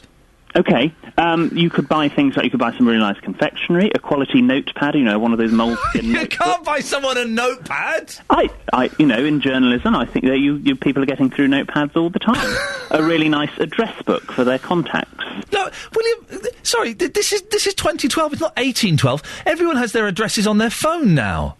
Oh, yeah, well, what happens if they drop their phone down the loo, or it breaks or something? Well, then your life is over. That's what happens. That's the price you pay for living in the technological world. No, those ideas won't do at all. Okay, you could get her a pocket-sized reference book or something. I don't know why you're laughing. Because no one writes anymore, for goodness sakes. But a reference book, so something you read. Right, okay. Well, okay, here's... I've got a couple of texts that we've had in. Someone suggested a giant slipper. Right, okay. Okay. Carolyn in Croxley Green says, Ian, I'm in a Secret Santa group too. I've bought a lady a nice makeup bag with smellies enclosed. Can't go wrong with that. Yes, you could. Yeah, if you could buy some nice hand soap from that shop beginning with M, or other things, nice liquid hand soaps that smell very nice. Anyway, what shop beginning with M? Mothercare? No, it's 2 words. MB. I don't know if I can say the last word. Brown. Oh, yeah, okay, right, yeah, sorry. You're far too posh for me. Eric says, my wife was given a body lotion gift set last year. I could do that. I could get her some body lotion and then offer to apply it. No, Ian, you'll get arrested. I mean, That's inappropriate, you won't make it to next Christmas. Right, okay. Yeah, but again, I'd be careful with the body lotion, because again, it's intimate. It's that, and also it's the telling you need to wash again. She doesn't smell. She smells wonderful. Yes, I know she probably doesn't, but she could, especially if she doesn't know you that well, she could take it that way. You ever done a Secret Santa, William? No, I haven't actually. No. Do you be honest? Be honest here. I know you are. Do you kind of look down your nose on them a bit? Do you think they're a bit common? I don't. I just think it's all a bit unnecessary, to be perfectly honest. It's just a sort of another tradition that's come over from America that we don't quite frankly need. It was sort of started, we don't quite know where it came from, but we think it came from an American philanthropist called Larry Dean Stewart, who started giving everyone gifts in the 20th century and then just to spread cheer, and then people thought, oh, that's a good idea. But he did it in secret, not actually just... William, can we have a word with you next week and just kind of get some finer points about what to do on Christmas Day if you're not happy with presents and things like that? Yes, that's fine. Would that be okay? Yes. Lovely, my dear. We'll speak to you later on. Thank you very much, Bye-bye. Mr. Hanson. Bye-bye. There we go. That's useful advice, I think. A notebook? I can't buy a notebook. Or can I? 2 out of 3 of us would avoid confronting a group of teenagers if we saw them causing trouble. Oh, we'll do that in a second, shall we? The gentleman's not there yet. We'll see if we can get it in a second. We will be going back shortly as well, of course, to Justin Dealey for the final piece in this AstroTurf jigsaw puzzle that we're putting together. We have created football history by recreating the Luton Town AstroTurf, and a famous footballer is going to be taking a penalty live a little bit later on in the show. 08459 455 555 is the phone number. A couple of quick suggestions. Let me finish these suggestions we started earlier on for the Secret Santas. Eric said the body lotion, the whole thing of smellies worries me, Eric. Because you are kind of saying you're a bit stinky. Mary and Leagrave, would you agree that by getting someone smellies, you're making a bold statement, aren't you? Yes, it could be taken the wrong way. It could be. I've got another one. Go on. A suggestion. Yeah. A little perfume atomizer. It is empty, so that you can put your own perfume in it. And it's aircraft friendly. Oh. And there's a perfume shop in the Arndale where you can get them. Yeah. And they are under £10. Hey, that's not a bad idea. So between £5 and £10, and they come in different colours. Hang on a second. Kate in Harpenden, that's not a bad idea. Is it a perfume atomizer? It's brilliant. I've got 2, actually. Really? Because when Mary suggested it, part of me thought, oh, that's a little bit 1930s. But do you use yours then, Kate? Oh, yeah, no, I have one in my handbag when I'm out and about, and one that I leave in my travel bag. So you just tip a little bit of your Charlie in there. You get your Charlie, pour it in there, and then you can take it out and about with you. Exactly. Hey, Mary, that's not a bad idea. Thank you. But Mary, let's listen to Kate. Kate's got an idea for us. Go on, Kate. Bubble science. It's a kit that you get from Topshop. I bought it from Topshop. I'm sure they sell it other places. But blow giant bubbles, square bubbles, triangular bubbles, unbreakable bubbles, play lots of bubble tricks, and learn bubble science while having fun. Yeah, sorry, maybe I didn't make it clear, Kate. She's above the age of 12. Yeah. Who doesn't love bubbles? Sorry. Well, do you know what? Actually, I'm going to go into town and I'm going to buy that for my niece and nephew. That's that I'm genuinely going to get that. You can make square bubbles. Yeah, there's like a grid in it, and you blow the bubble into it and make a square bubble. Okay, Mary. I work with you in the office. We have a little bit of banter, nothing sexual. It's not like that at all. We're just friends. I get you some bubble science. What would you say, Mary? It would be all right for a party or outdoors, but in this weather... Yeah.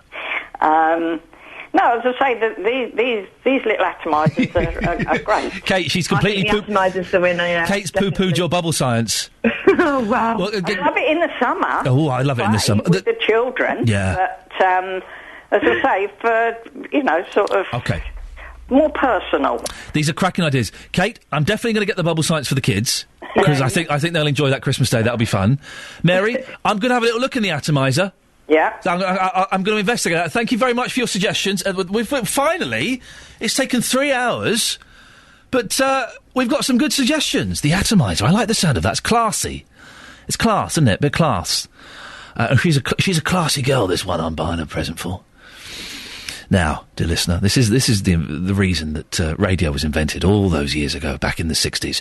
It's the moment you've all been waiting for. We're about to recreate a goal scored on Luton Town's AstroTurf pitch. For the very first time, we have got a percentage of Luton Town Football Club's famous Astro pitch back together, 21 years after the Football League banned it. A lot of the pitch went to AstroTurf dealer Ray Patton, Whipsnade Zoo, and the rest was sold to fans or stolen by fans. Well, our reporter, Justin Dealey, is live, where fans have been turning up with their pieces of the famous plastic pitch. Justin, I don't know if you can hear us over the crowd, the band. Loads of people have turned up. I know it's been a huge success. Party atmosphere. Yeah, party atmosphere. I'm standing right now on a piece of the old AstroTurf. Let me just stand off it. This is me normally. Good morning, Iain. Good morning, Ian. Yeah, I can feel it. I can feel the joy. It's pulsing through you. It's absolutely wonderful. Yeah, so randomly, of course, we had tracked down the pitch. A lot of people still asking the question, well, why are you doing this? Well, we had a random conversation in the office about Eton Bray. There was talk there of an AstroTurf pitch on the village green. So we thought, whatever happened to the old Luton Town AstroTurf, which was banned back in 1991? Lots of fans here. Let's find out some of their happiest memories. Neil, the best game on the AstroTurf for you, what would that be? Beating Liverpool 4-1 on a Tuesday night. Amazing, wasn't it? Fantastic. And all the big sides were beaten on this pitch. Absolutely. No one. We was unbeatable on that. Yeah. Unbeatable. They just couldn't play on it. Wonderful memories. Thank you, Neil. Going to move over here, have a chat with David as well. David, you've got all your Luton Town memorabilia. What was your happiest game on the AstroTurf? Well, I guess I'd have to go back to the 2-0 win against Derby on the final day of the season when Mick Harford scored a quite sublime own goal. I'm sure I saw him smile when he did it. Apparently he did it on purpose. That, by the way, there is the old match ball that Peter turned up with earlier on. That is the match ball from the last ever game on the plastic pitch. How amazing is that? That is fantastic, yeah. It looks great. All these great stories. And here's Darren as well. Darren, briefly with yourself, sir, what was your happiest game on the AstroTurf? It was a 7-4 win against Robert Maxwell's multi-million-pound Oxford United back in 1988 before we'd won the Littlewoods Cup. And that was shown live on TV, I think, in Scandinavia, which is why Luton Town have got so many fans from Scandinavia. Yeah, we need a few more. The weather was perfect for them this morning, wasn't it? And your memories of buying this pitch, you paid, what, £10 for it like me? Yeah, I actually got it for £5 from a car boot sale a few years later. I didn't actually get any from the shop. I think it was sold out, and I was just lucky enough to stumble across it a few years later. A car boot sale. And Kingsley Black's here as well. Kingsley Black, an absolute Luton Town legend, played in the 88 Littlewoods Cup final. Kingsley, seeing this pitch here today, you mentioned you made your debut against Manchester United, but what was this pitch like to play on? Have you still got the scars now? Well, one or two actually, yes. I think what they did at the time is they embedded a lot of sand in it actually. So if you were unfortunate enough to make a sliding tackle, not only would you have sort of the grass burn side of it, but that the sand could get in the cut and actually sort of rip you like glass. So I've seen some quite nasty wounds from sliding tackles on this pitch. And apparently you've still got a bit of the pitch yourself. Yes, when they were taking it up, I thought I'd have a small piece myself, which I think I'm now going to make into a mat and have in the porch in the front door. So. Absolutely wonderful. Carter's here as well. Carter, you could have been a professional goalkeeper, is that right? Well, if I was a bit taller, they said that I had the capabilities of, yeah, so... Right, OK, get yourself in goal then. OK. Kingsley Black, Luton Town legend, who's turned up this morning, is about to take a penalty live across Beds, Hearts. It's a drum roll, brilliant. Here we go. Come on, Kingsley. Oh, he's missed. Oh, let's get the ball back. Let's get the ball back. I think we've still got time for this. You got as much time as you want, Justin. Good for this. I don't think we told you. It was meant to go in the back of the net. Right, okay. For a second go on the penalty spot. Kingsley Black against Carter at the Luton Sports Village. Yes, he's put the ball in the back of the net. How did that feel then? That's quite a good early save. I didn't expect him to make a full-length dive on the concrete. We got there in the end. Kingsley, thank you so much for coming down today. I know that you are a Luton Town legend and you played on this pitch for many, many years, of course, and you sold for what, £1.5 million? And back then that was a lot of money. Yeah, well, obviously it's a lot of money now. So going back all those years ago, it was a big fee and a big transfer fee, yes. Brilliant stuff. Thank you so much. Pleasure. Really appreciate it. There you go. Kingsley Black with some of the fans. The band, by the way, and Thunder, they were here. They are from Berkhamsted and they've been performing live. Ian, you said to me a few weeks ago I couldn't do this. No, I there did. You go, my son. I did. I proved you wrong. Justin, you proved me wrong. The egg is literally dripping down my face. Can you sum up, Justin, how important this has been and how special this has been for you? Well, it's been very, very special because it was a very strange project. I went down to Kenilworth Road at the weekend. People were saying to me, what? Why? But to get the pitch back, so much history. I couldn't even go Christmas shopping yesterday in my little sports car because my sports car's been filled up with AstroTurf for the last week. So, as a fan, I think a lot of people have very special memories because Luton, of course, now non-league. And when you think back to this pitch, all the big teams, the Manchester Uniteds, the Chelseas, the Liverpools, they were all beaten and beaten convincingly on this pitch as well. Justin, congratulations. You did it. You made it happen. Well done. Now, can we stop talking about AstroTurf, please? Thank you, Justin. Excellent. Well, we got there. Someone has just suggested, Giles says, Ian, get your Secret Santa recipient a penguin onesie. I'm not going to get a onesie. I'll be back tomorrow at 6. Jonathan's up next. Ta-ta. Getting beds, hearts and bucks talking. This is BBC Three Counties Radio. Thank you, Ian.